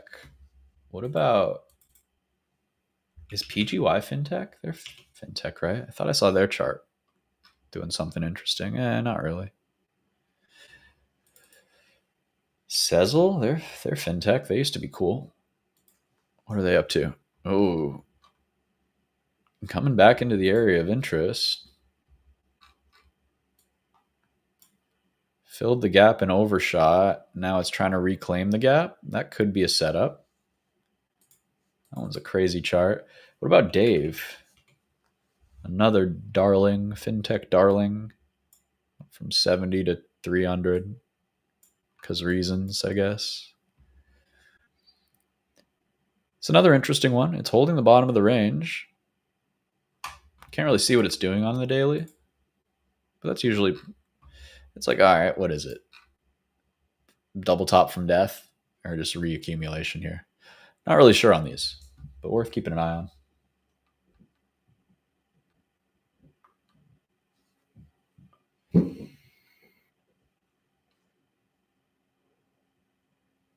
Talking lean crow or lean hogs with crow. Okay. Lean hogs. I need to read up on the lean hog trade. I've been hearing people talk about it. But let's see. How are we doing on time? We got a few minutes. Anybody else have anything for me? Otherwise I can pull up a few that I'm looking at.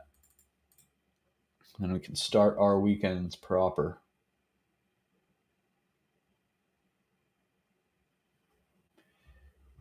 What in the world am I looking at? I'm so brain fried. Maybe Talk's right. Maybe I need to hang it up here.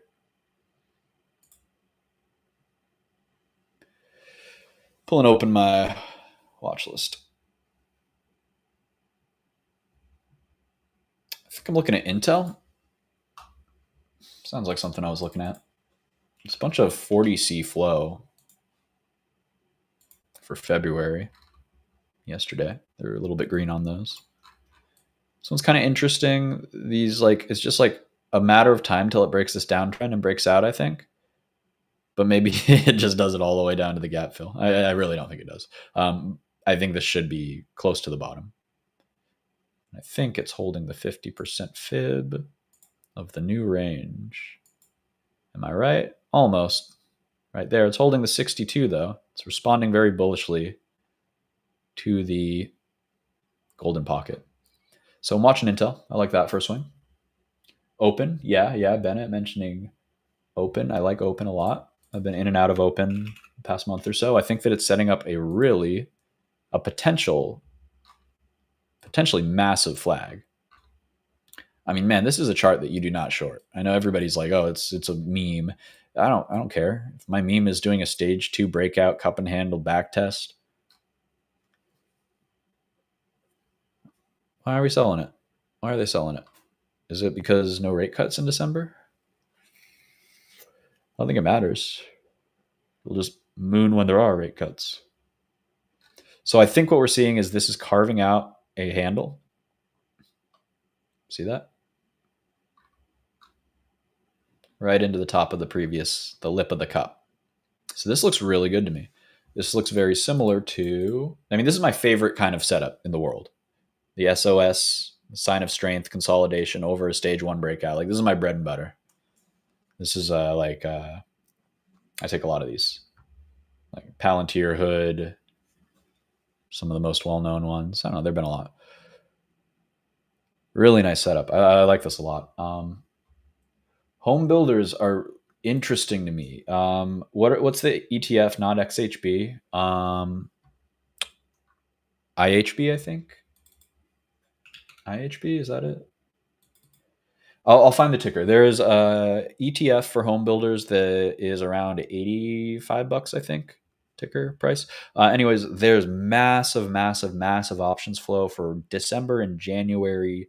They're complex positions. I believe they are selling puts in 2 tranches, December and January, to open up vertical bull call spreads for 88 to 91, I think, something like that, or 91 to 94 and 87 to 80, 85 to 88, something like that. So sorry, that was boring myself describing that. Regardless, something's going on with home builders. I don't know what, but somebody's positioning very bigly, and I very rarely see flow. I maybe it was XHB. I'll have to go back and check the flow. But it was a standout to me. I'll go back to my Discord. We were talking about it.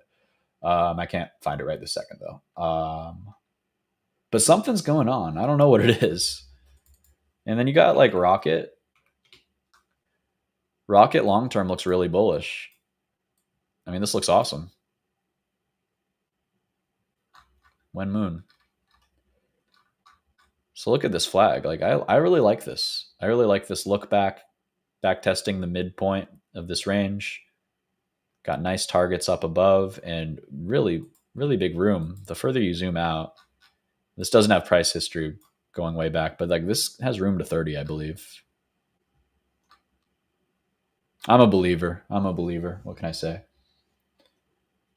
Yeah, talking about DBA sector. So that's going to be what? Hard commodities, soft commodities? Agriculture. Gotcha. Yeah, been a long time since I haven't traded DBA since the Russia-Ukraine war, I think. Everybody's buying wheat. Oh boy, trading far out of the money leaps on illiquid agriculture ETFs. Yeah. Yeah, there were signs that there was a top. Okay. Hey, absolutely. I can definitely look at ASTS and TSM. Thanks for the comment. ASTS, one of those last remnant titans of the momentum where we're deciding what the heck we're doing. Are we done? Is the space trade done? This is like grim or super high and tight flag power back test. It's tough to say. Let me look on my other chart here. You guys can't see it, unfortunately, but it's got all my other indicators. I just want to check on a few for ASTS in particular, see if the oscillators are starting to round out. Daily is oversold, but not rounding yet. Weekly has so much room to the downside. Monthly is flattening out, has room to the upside. I think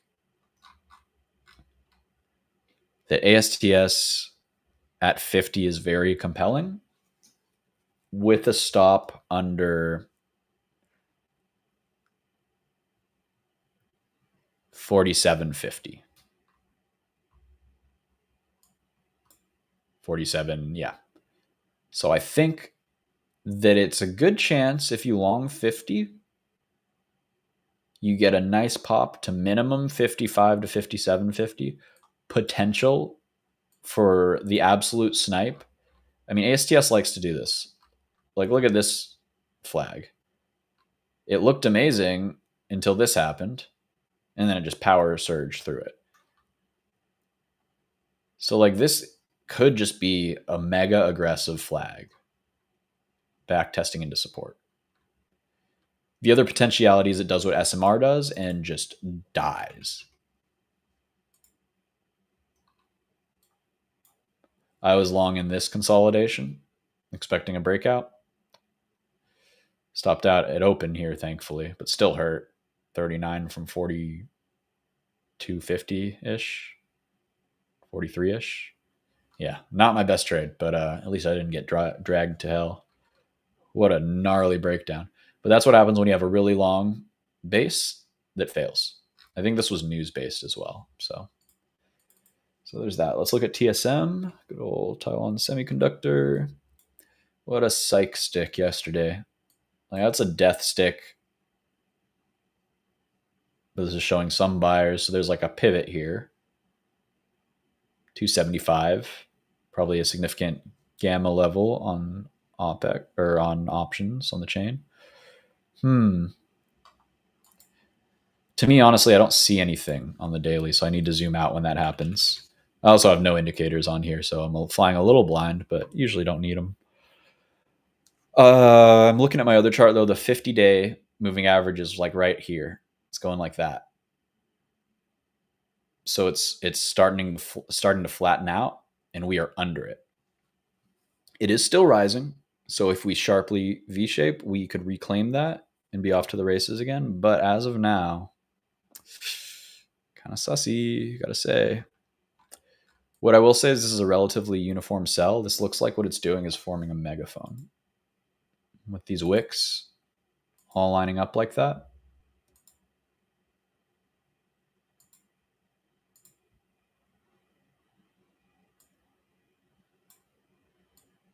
Something like that. Basically an expanding volatility pattern. So what I would say is they're a great company. Maybe it gets down to 250, like for investing. For trading, can take a stab here with the stop under the low of day. And that kind of goes for anything, to be honest.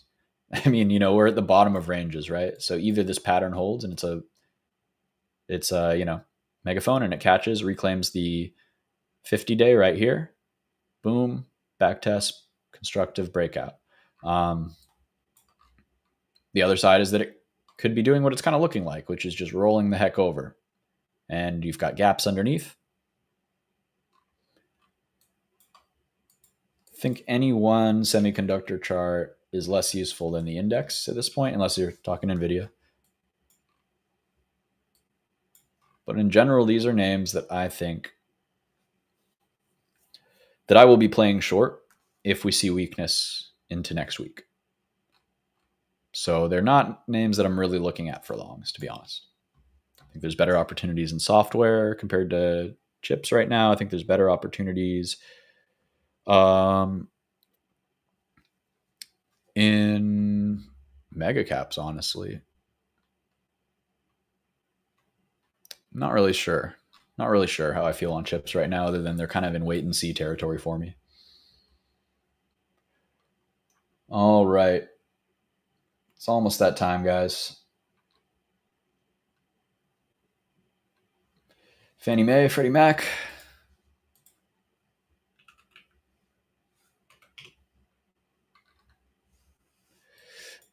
$200-day save stick. Let me pull it up on here.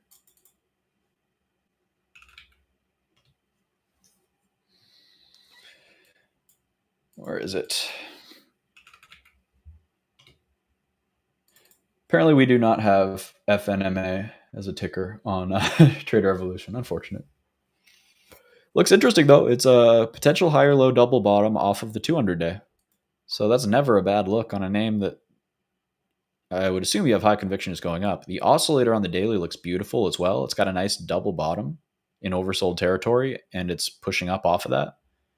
So as long as it holds the 200, I mean, that's a good look. And what's is it FMAC, FMNA?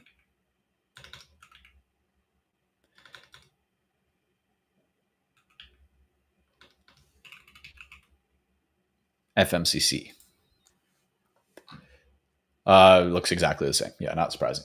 So it's just a battle between the 200-day as support and the 50-day as resistance, and it probably chops out around there for a while and gives us a better buy as it reclaims flattened moving averages. Right now, still kind of in oscillation mode, I think.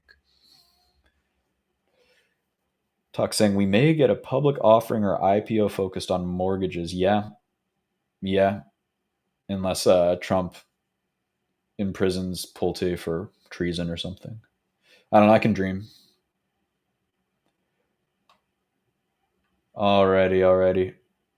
You time to get Steve to sign off now. I know it's hard. You gotta chase me out with a broom or something. Um, yeah, it's a good time to though. It's a good time to.